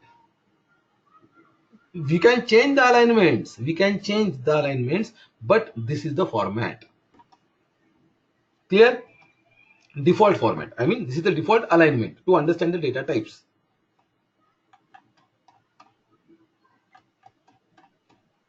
Okay, now let's move forward. Basically in Excel we do calculations a lot. So do one thing, in the B1 cell enter value as 7, and in the B2 cell enter value as 8, and ensure B3 cell is selected. Now we will do a simple calculation, addition. Now do this, 7 in B1, 8 in B2. I'll just delete this so no confusion to all, and keep the B3 cell selected. Now I want a very simple, like, answer 7 plus 8. So I, in Excel, any formula starts with equal to sign. That's the part of the syntax. So 7 is in B1 cell and 8 is in B2 cell. So I will say equal to. Then I will start typing the address. See what is going to happen. Excel is very interactive. It's very kind. It is interactive with us. When I type B1, even that B1 cell is getting selected. You don't do, you just observe. You right now you don't do. Just observe. See, the B1 cell is getting selected. Plus I type B2. Now even that cell is getting selected, and in the formula bar, see, this is the formula bar. Fx means function. This is the formula. What formula is there? It's coming here, equal to B1 plus B2. And now if I press enter, yes, we got the answer 15. So simple. So in the B3 cell, you are supposed to type the formula equal to B1 plus B2. Equal to means is the syntax. Any formula starts with equal to. Then cell addresses are given. Do this quickly.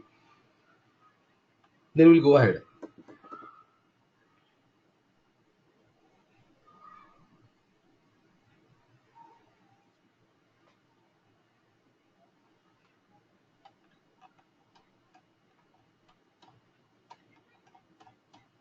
Okay.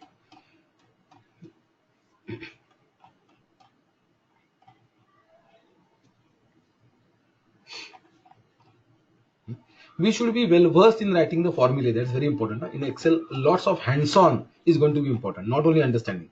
Therefore, this training will be more practical oriented. I will be asking you to do also, not only, then only it becomes clear. Okay, let's move forward. This was very simple, I know. Now what happens? You should keep an eye on the formula bar. When B1 cell is selected, it is showing only 7. So this is data entry figure. This is not calculated. We understood. When 8 is selected, B2, again there also formula bar shows only 8. Means this is data entry figure. But when 15 cell is selected, means B3, then it is showing its formula equal. So how this answer has come, that we understand, is B1 plus B2. So now the beauty of this is if I change any of the value, the final answer has to accordingly change. So change B1 to from 7 to 300. Press enter and tell me what is the answer coming. Type in B1, change 7 to 300, press enter, and what is the answer coming in B3? Write down in chat window. It's very simple, I know, but still I want you, yeah, correct Avi, 308. I didn't press enter, therefore my answer is not coming yet. I want from you that answer. That's very important. Okay, yeah, so it's very simple. So if the intermittent cells values are changed, the final answer instantly gets changed. That is what we understood.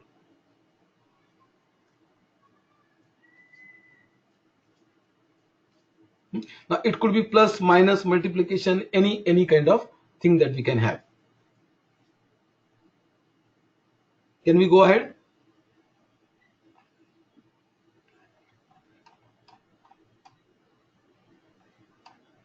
Okay, now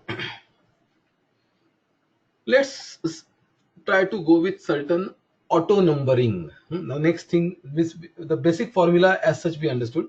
Now we will go with the auto numbering that we have in Excel. So for that I go into the blank 2. I'm just going into blank 2. You also can go to blank 2, and I want to generate 1 2 3 4 5 6 till 25. Now I can't start typing like this, or it will be tedious. What if that list is big? I can't start typing.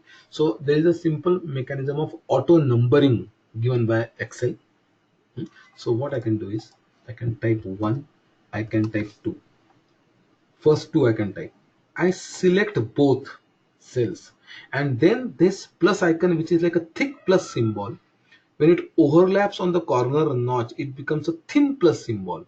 I have to press the mouse button, or if I'm going through the keypad, I have to keep it pressed and go down. You can see the tooltip is also coming till what I want I can release. So I repeat, auto numbering, very simple.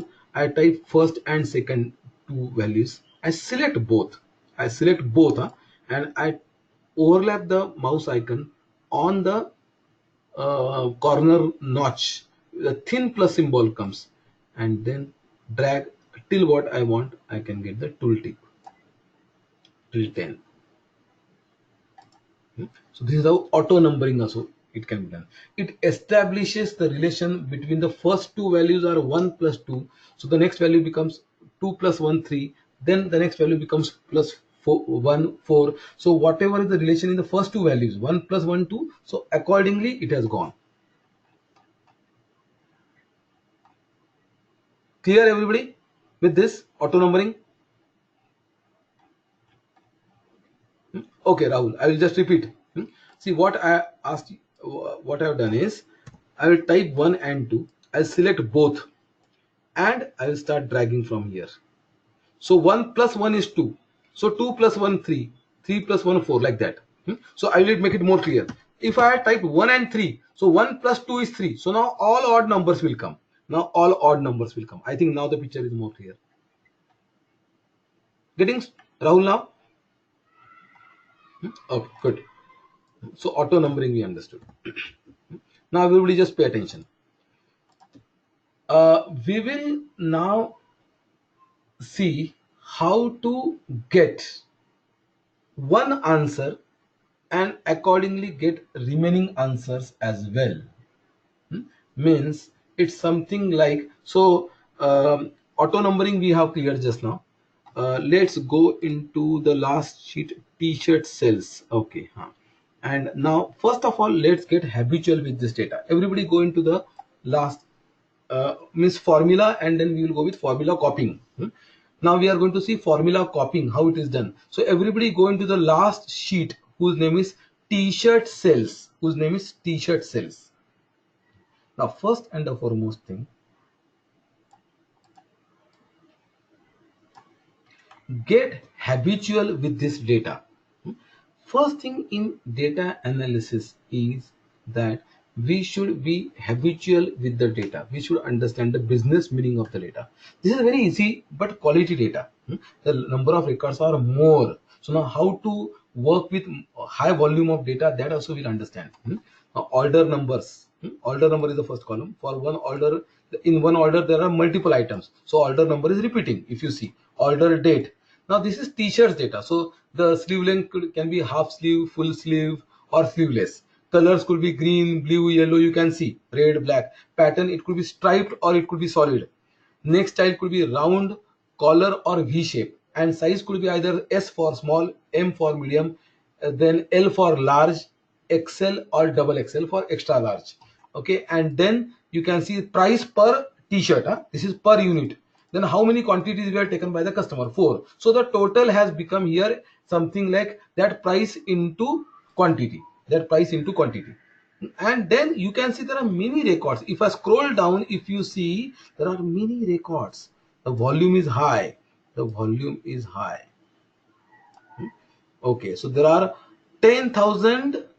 Actually, the number of records are 10,499 because the first is header row. Because the first is header row, so we can round off like 10,500 records. Quality records are there. So are we understanding the data?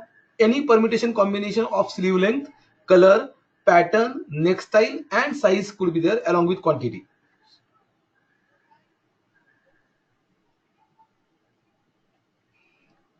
Okay, now Madhura has a question. In 2016, we get a small box when we select multiple sales. How to do away with? Okay, so when we select, you are saying like this. That which one, Madhura? When we select multiple, this one you are saying.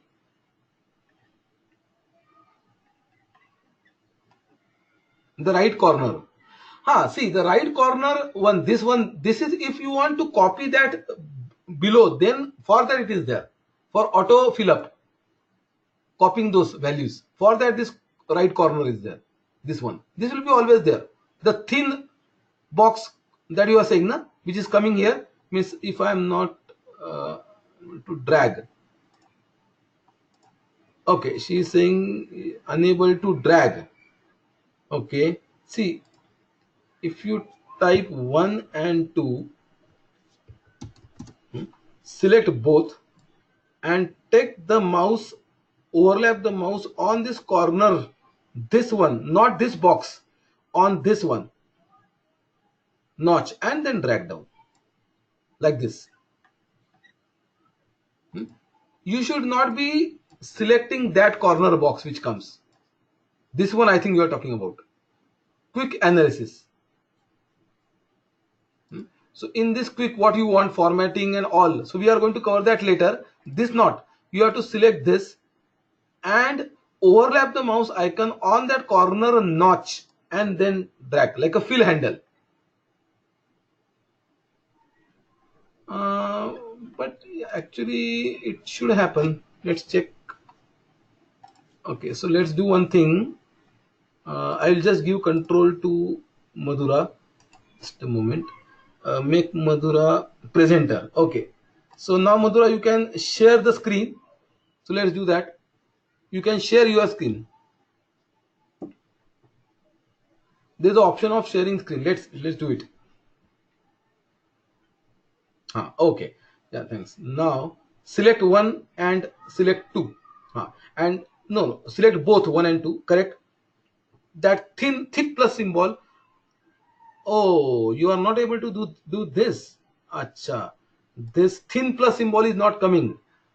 Okay. Then there is some setting. Okay, she has enabled. Yes, correct. There is a setting to be done in the file options if you want that. Okay. So go into file.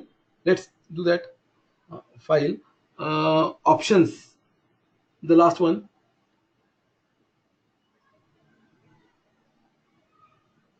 You don't have the options which comes at the end, I think.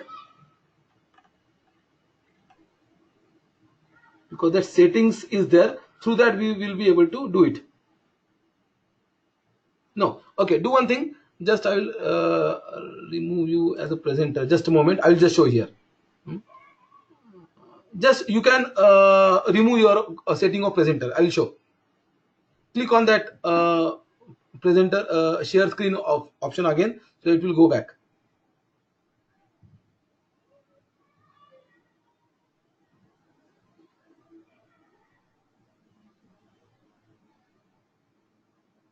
Yeah, you can remove your presenter mode. I will show Madhura how to do it.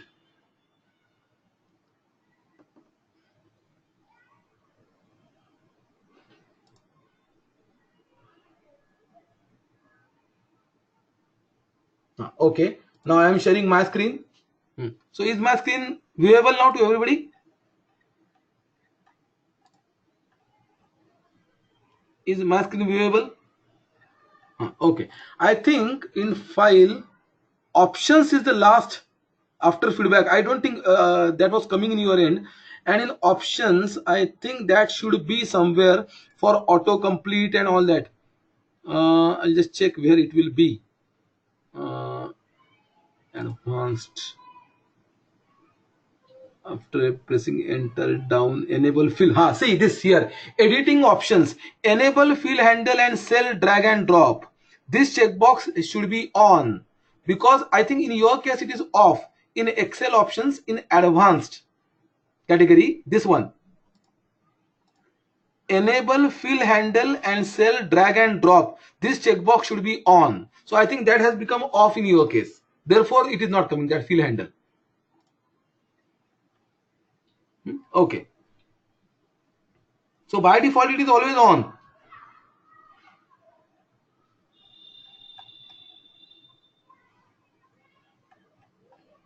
Yeah, okay, good. Yes. Yeah, very good. Thanks, Madhura. So even others also understood. See, therefore, this is the benefit of having a batch because due to one student's question, others also get benefited. How to enable it? If it was a one-to-one batch, then sometimes the query might not come, and unless some problems will not come, learning will not be there. This is my belief. There should be some twist. Then only the fun will be there also in learning. If always things are smooth, then we will not learn. Because in real life, there is nothing smooth. When it comes to real life data, there is nothing smooth. Okay, can I go ahead now? Yeah. Okay. Yes. So now what we'll do is that we will. I was about. So is the teacher's data everybody clear with or not?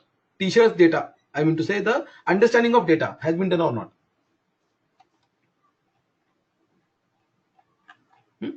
Okay, good. Now, how to, now I will quickly tell you some shortcuts that you should know. We are on the A1 cell in the last sheet. In the last sheet, A1 cell, teacher cell. Press Control Shift and down arrow. Control Shift and down arrow.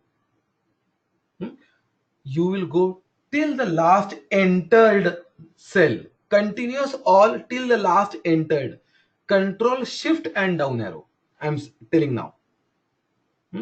And now you be on the first on the last cell 10,500. Control Shift and up arrow till the last.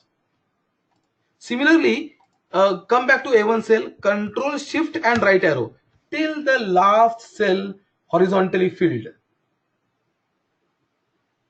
Are we getting this? Because when the data set is huge, when the data set is tremendous, I can't manually drag and do the thing. So I should be also well versed with the shortcut keys. That's very important. Now, just pay attention. I want to, whatever is the price for per record, whatever is the price of per record, in that I want to add tax of 200 rupees. So, something like in the K1 cell, type tax as a label.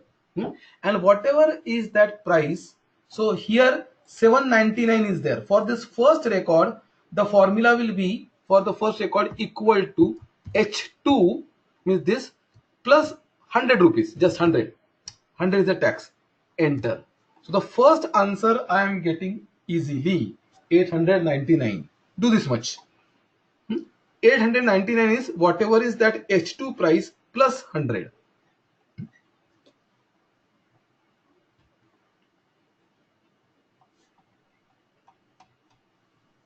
Getting everybody done this much?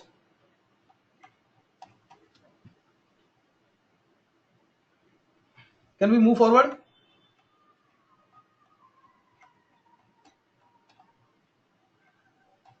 Okay, now pay attention. I want the tax for all the records. I want the tax for all the records. Then should I start typing the formula again and again for every record if I have 10,500 say records? Is it possible? So here it was H2. So here it is H3. Should I do like this? Should I do like this manually for each record?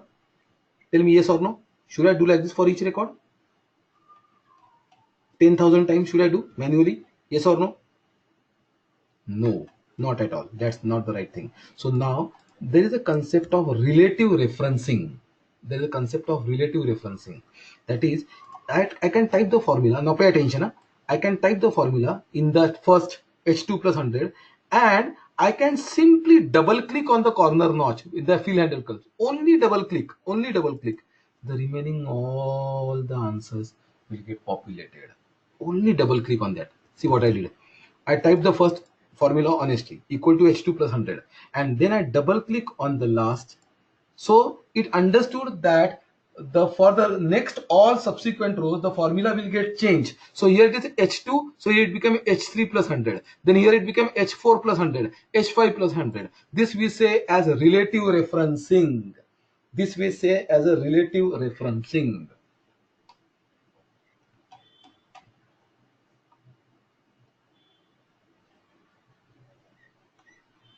Getting everybody?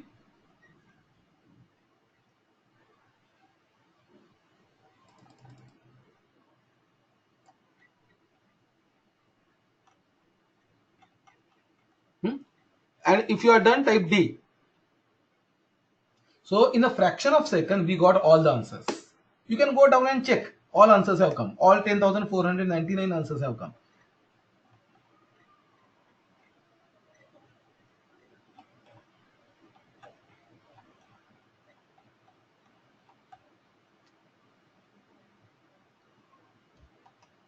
Relative referencing. Okay. Now we will just quickly, many times discounts are there.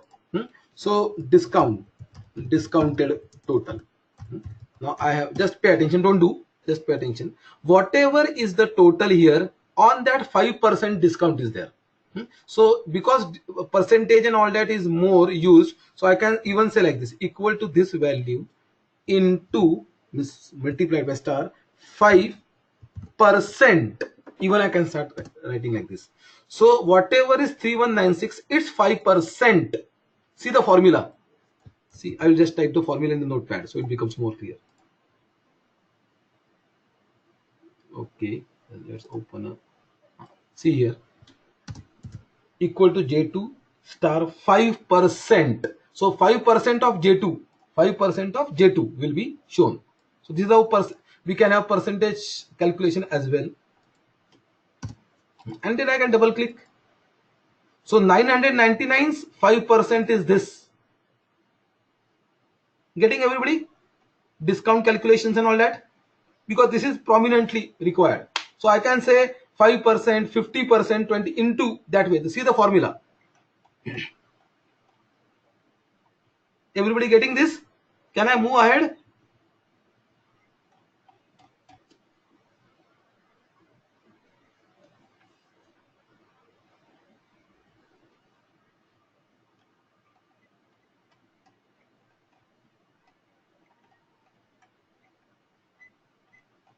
Okay, now we have some small time left in which we will go with some standard functions in Excel. Some important. Just do one thing. Go into blank 3, that third sheet, which is not having anything, and just enter these values. Just enter these values. So let's have some, say, cells as the one of the label, and now we will have 100, 200, 300, 400, 500. Only enter this much. Only enter this much. Go into the blank 3 sheet and please enter in the same cells. I don't want somebody entering this in E1 or F1. No, in the same, in the C, sorry, okay, I will make a correction. I will make a correction. In the C1 cell, you should have heading as cells. and here you will have the values C2, C3, C4, C5 have the values. Please do this quickly. Now we will do some formulae.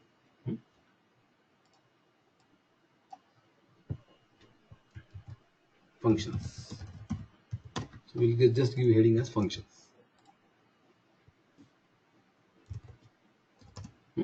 Okay, now I want total of this all. I want total. Now one way will be equal to what? C2 plus C3 plus C4 plus C5 plus C6. But that will be lengthy. It can give me the answer, but that will be lengthy. Okay, so instead of that, SUM, standard sum, is the function equal to SUM. So now do one thing in the E2 cell, this formula equal to sum, and see that sum I can type in lowercase, in uppercase, or in S capital. So keywords in Excel are not case sensitive. They are not case sensitive. Only if I type SOME, sum. Now the tooltip is not coming, indicating I am on the wrong track. I should not go ahead. See, when I am on right track, see this drop down, the tooltip and all the options which are coming means I am on right track. But there is no SOME, sum, as a function. So nothing came means we are on wrong track. This is how Excel is highly interactive. So type SUM, sum, not sum if sum, that we are going to cover later. Sum, bracket open, and then it says number 1, comma, number 2, comma, dot, dot, dot. So I can type the first cell, or I can select the first cell and drag and select till the next last cell. So you can see C2 colon C6. So it's like from and to. It's like from and to. And then bracket close, enter. This is how you are going to get the sum. So here it was sum was the form. So please do the same in the E2 cell. Get this formula equal to sum bracket C2 colon C6, and here we have used the function sum. Do this. Sum is the standard function. So sum bracket first cell colon last cell. I will do it again. So those who have any confusion, it will be clear how to do this. Equal to sum bracket. I can type also, but instead of typing and inviting typing mistakes, I can drag and select this range. Otherwise, I can type C2 colon C6 also, and then bracket close, enter. 1500. Now I want to see. Can we go ahead? Everybody clear so far?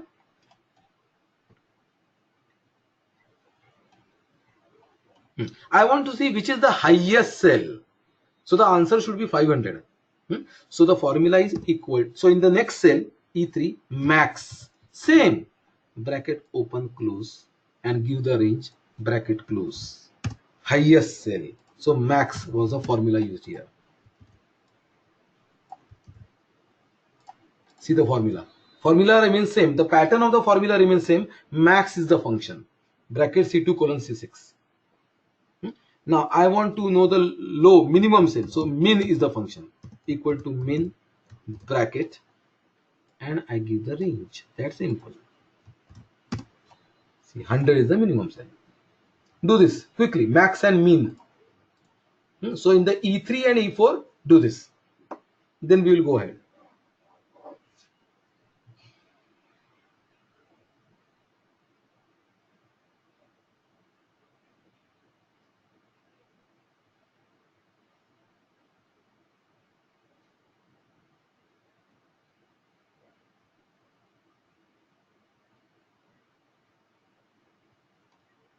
Those who are done, type D.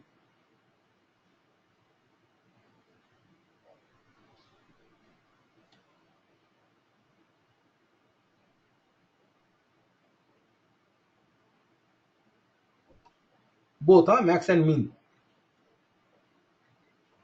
So try to understand the pattern. Equal to formula name bracket range, that way. So Avi, Suraj, Madhura, good. You have done that. Rahul has also done. Good. Prathul has also done. Nice. Okay. Now I want to have average. So In the next, equal to average, the full spelling, average is the full spelling, and not average a ifs and the first only, and then give the range, same thing only. So the average of this all, which is 300, absolutely correct. So do this, average, sum, max, mean, average, standard aggregate functions we have covered so far.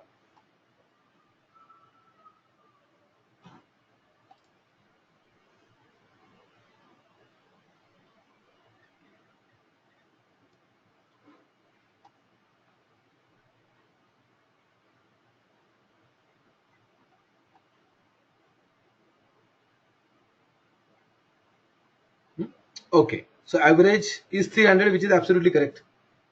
So in the last 2 to 3 minutes, we understood the standard 4 aggregate functions: sum, max, mean, average.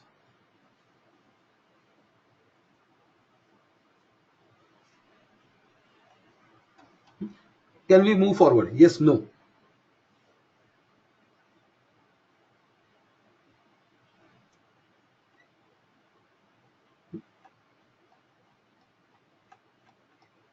Okay, fine. Now pay attention. Count is a bit special. Count is a bit special. So if it is something like, let's say here I have some values.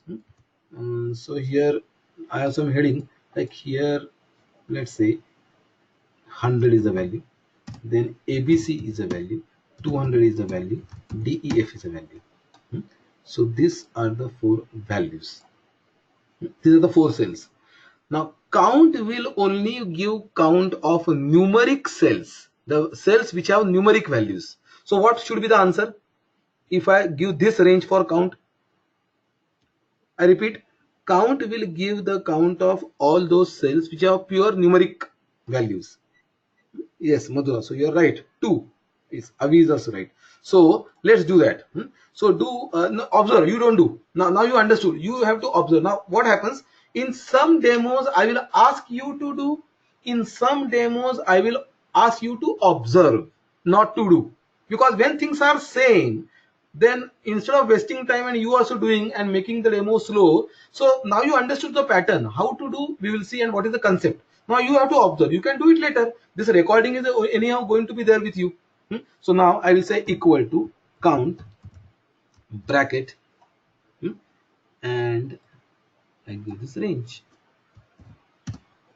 2 is the right answer. Now we also have count A. A means all or alphanumeric. So count A will count both type of cells which have numeric values, which have text values. So if I say equal to count A here, bracket open and give the range, bracket close. Now the answer should be 4. Correct. Because any cell which has numeric value, text value, date value, whatever, it is going to count. So are we understanding difference in count and count A, everybody?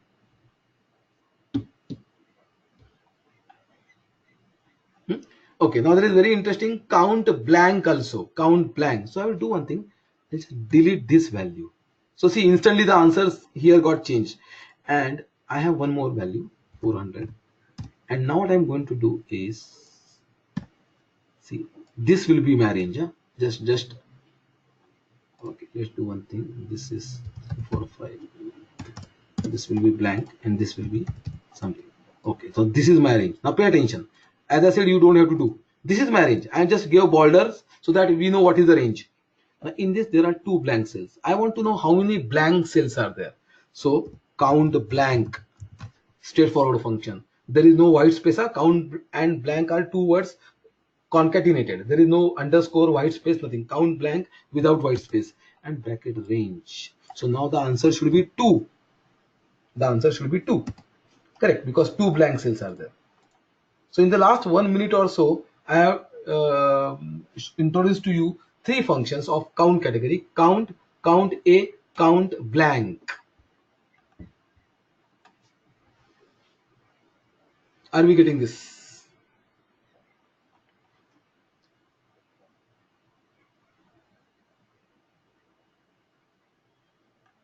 Everybody is clear so far?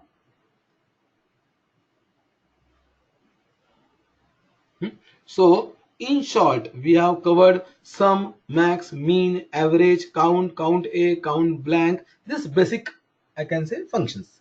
And before that, we have seen how to copy the formula, how to get a percentage, those things, how to get auto numbering, how many number of columns, rows are in Excel, the versions of Excel, calculation. So we are in early days, still the first day is going on. So still we are into the basics. Now one small point.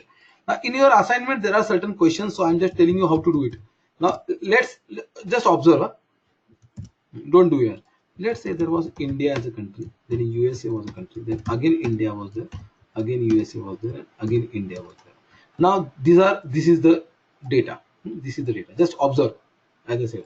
Now, I want the total of cells where the country is India.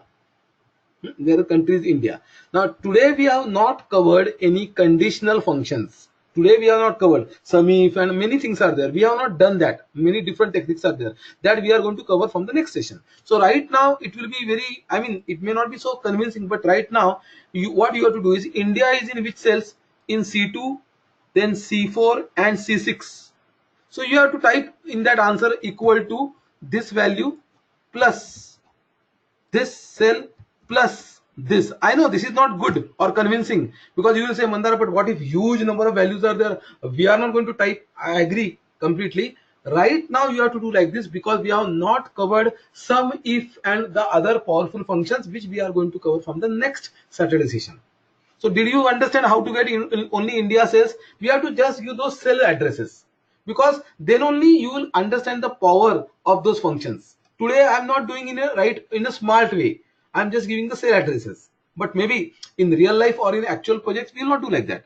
We will use this give some conditional functions also.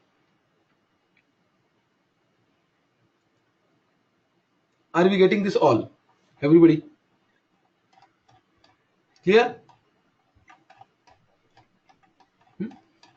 Okay, now actually we are on the verge of finishing the session, but I'll just check anything which I didn't cover, which is as per week 1 assignment. I'm just checking. I think calculate cells and enter in F column. Yeah, you will be able to do this based on the each discount, each order, calculate final sales. Yeah, that. Okay, so this all. Now segment 1 will be clear, easy for you. Um, segment 2. Sorry, segment 3 is also going to be easy. What is the maximum sales? We know how to write the formula. What is the minimum sales? What is the average sales? In segment 2, you have to write down the shortcut keys. What is the shortcut to select full row? What is the shortcut to select full column? So we have already done one or two, not all, but there is a PDF. If you download, in which shortcut keys are there, refer them. All I am not going to cover now or in this session. It is like your also self exploration also is going to be essential. So based on that, you can write down only what is the shortcut of these questions. Clear, everybody? So how to solve assignment 1? I hope you got the. So we have just started today. I mean, today we didn't cover a lot, because today the most of the time has gone in the introduction part, but that was essential. The kickoff was essential. The initial kickoff, or what we can say, the initialization that we did was important. So how the training will be done. So I hope the way I have conducted training, particularly in the last part when the demo started, I think it is okay for you. Was it so much fast? Was it not clear? Anything? Was it fast? Just tell me yes or no.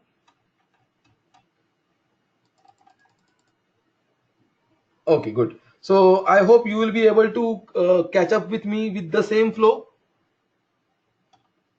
Okay, of course, some more complex topics will come that time. Your challenge to learn also will be there. My challenge to teach also will be there. So yeah, there are going to be tricky things also. But if we keep the momentum, if we keep the pace properly, nothing will be difficult. And this is not rocket science. This will be great. Excel, I can tell you, because now almost in my real development work, I have used, I mean, 20 plus projects I have worked as an Excel developer. Either it is a VBA coding programming, or it could be normal. So right now also in one of my client, I am giving Excel consultancy. Okay, so I'm also associated with some of the clients as an Excel consultant, wherein I go there and I create the reports for them and formulae and all those things. And in some cases, like a macros, how to create macros in Excel and programming and all that. So 20 plus projects I have worked on Excel. Not as a trainer, I'm saying. As a trainer, 100 plus trainings I have taken, but as a developer, 20. So Excel, good hands-on experience, and in each project I learned a lot. Some new experience got added. So therefore, it's a ocean. I can tell you, it's like a huge, tremendous things. Every day you will be able to learn new things in Excel. It's a great tool for us. How best we can use is going to be important. Okay. Any question? Anything is there before we wind up for the day? Okay. Thanks, Rahul. Okay. Any point? Anybody wants to add? So now the ball is in your court.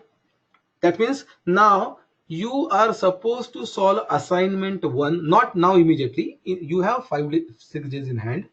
So before next Saturday, see, you can do it at the earliest. Maybe if you do it by Monday or Tuesday and submit, it is great. Every Monday, Tuesday, or Wednesday, if you submit, it is great. Okay, because every week we get statistics also how many students are submitting assignments. That statistics also is there every week. Okay, so therefore, right from the first day only, if we have uh,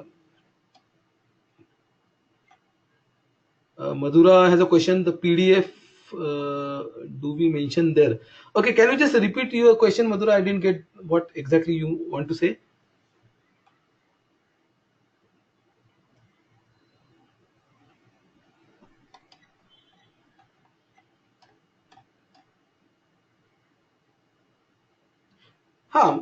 See, yes, Madhura, you have to write down those answers in that boxes, the formula or whatever is there in the assignment, and submit that Excel file. These are the answers you will have. Even here also you will have that answers, and here the boxes, border, I mean, and this Excel file you will submit through LMS. There you get option of submitting, uploading it. Getting?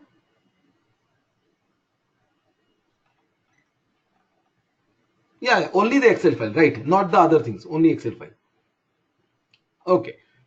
Yeah. So I hope, I mean, the way I have conducted this training, today's session was okay to all of you. You have enjoyed this session, and I am very much optimistic that the remaining sessions will be also highly interactive. Today you were also very much interactive.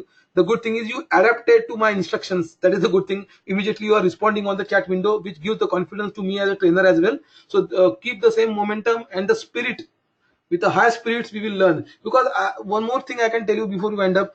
While learning, yes, intelligence and hard work matters, no doubt, because you are grasping, but the most important is mindset. Your aptitude will be okay, but attitude is also going to be important. Your how much open you are to your mindset. You might make mistakes, you should not be nervous on that. You should fight with that. You should be having an open mindset to learn a lot. Today also, if I get anything new in Excel, I get excited. It's not that I can't say now I know everything in Excel. My learning will stop. Okay, so therefore we have to be creative, we have to be on our toes every time. Complacency also will not be, should not be there. Of course, you all will be in a good way only you will do it, I am sure, as per my earlier batches. So now we will wind up. Now at the end of every session there is one small formality to be done from your side. Every session's feedback is there. So how did you find this session? There is a feedback link, so I am sharing that feedback link. Please open this and share. Tell me whether it is getting open or not, because sometimes the URL could be wrong or something. So just open that feedback link I just now shared in the chat window. If it is getting open, just type opened so that I know that the URL is correct.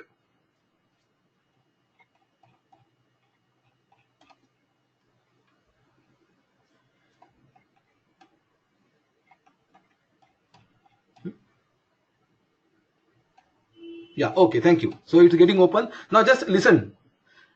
You please give your genuine feedback about how did you find this session. This activity will be there after every session, and also one more feedback after every module. So don't forget to fill the feedback before you log off. Your genuine feedback helps us to know where we have to improve, where we are good. So give your genuine feedback of how you found today's session particularly, so that it becomes a scale, a rating scale for us also. Don't log off without filling that session's feedback. This is the generic instruction I have to give every day, every session, but today is the first session, so I'm giving you clearly. So that session's feedback form. So right now, immediately, everybody fill the feedback form, give your genuine feedback, and then only you log off. Okay. Now, today's sessions also recording you will be getting. So by chance, if anybody got disconnected in between, like for example, Rahul had got disconnected for 2-3 minutes before the break. Okay, so if he wants to know what exactly was discussed in that, or maybe something like Madhura just joined after 5 minutes, so I had already introduced myself. So now it might happen that some patchwork you have to do because you got disconnected, or sometimes you want to revise, not only patchwork. So you will be getting that recorded session anyhow, by probably by 2-3 days. So today is Saturday, so maybe Monday or Tuesday you will be getting that. So go through the recording as well, it helps a lot, and then you can solve the assignments and ensure that next session when you will log in, you have already submitted assignment 1. Clear everybody? Oh, thanks Rahul for filling and submitting it.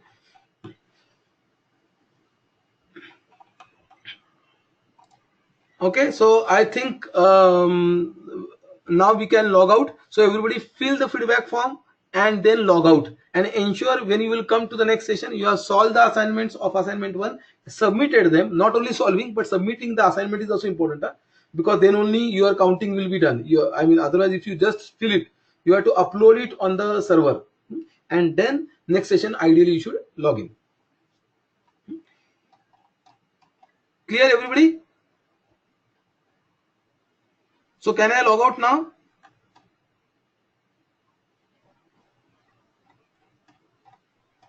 Okay, so thanks a lot everybody for patiently going through the session, and I wish you all the very best for this entire journey that we will be having through Digital Vidya of the training. Okay, so see you next Saturday. Okay, thank you Rahul. Thanks a lot. Yeah. So thanks a lot.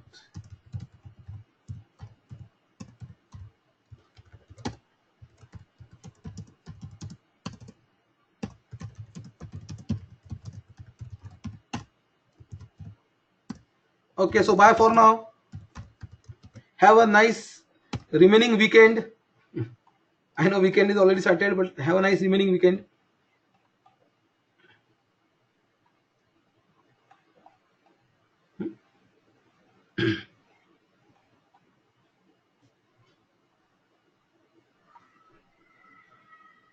Okay, bye. I'm logging out.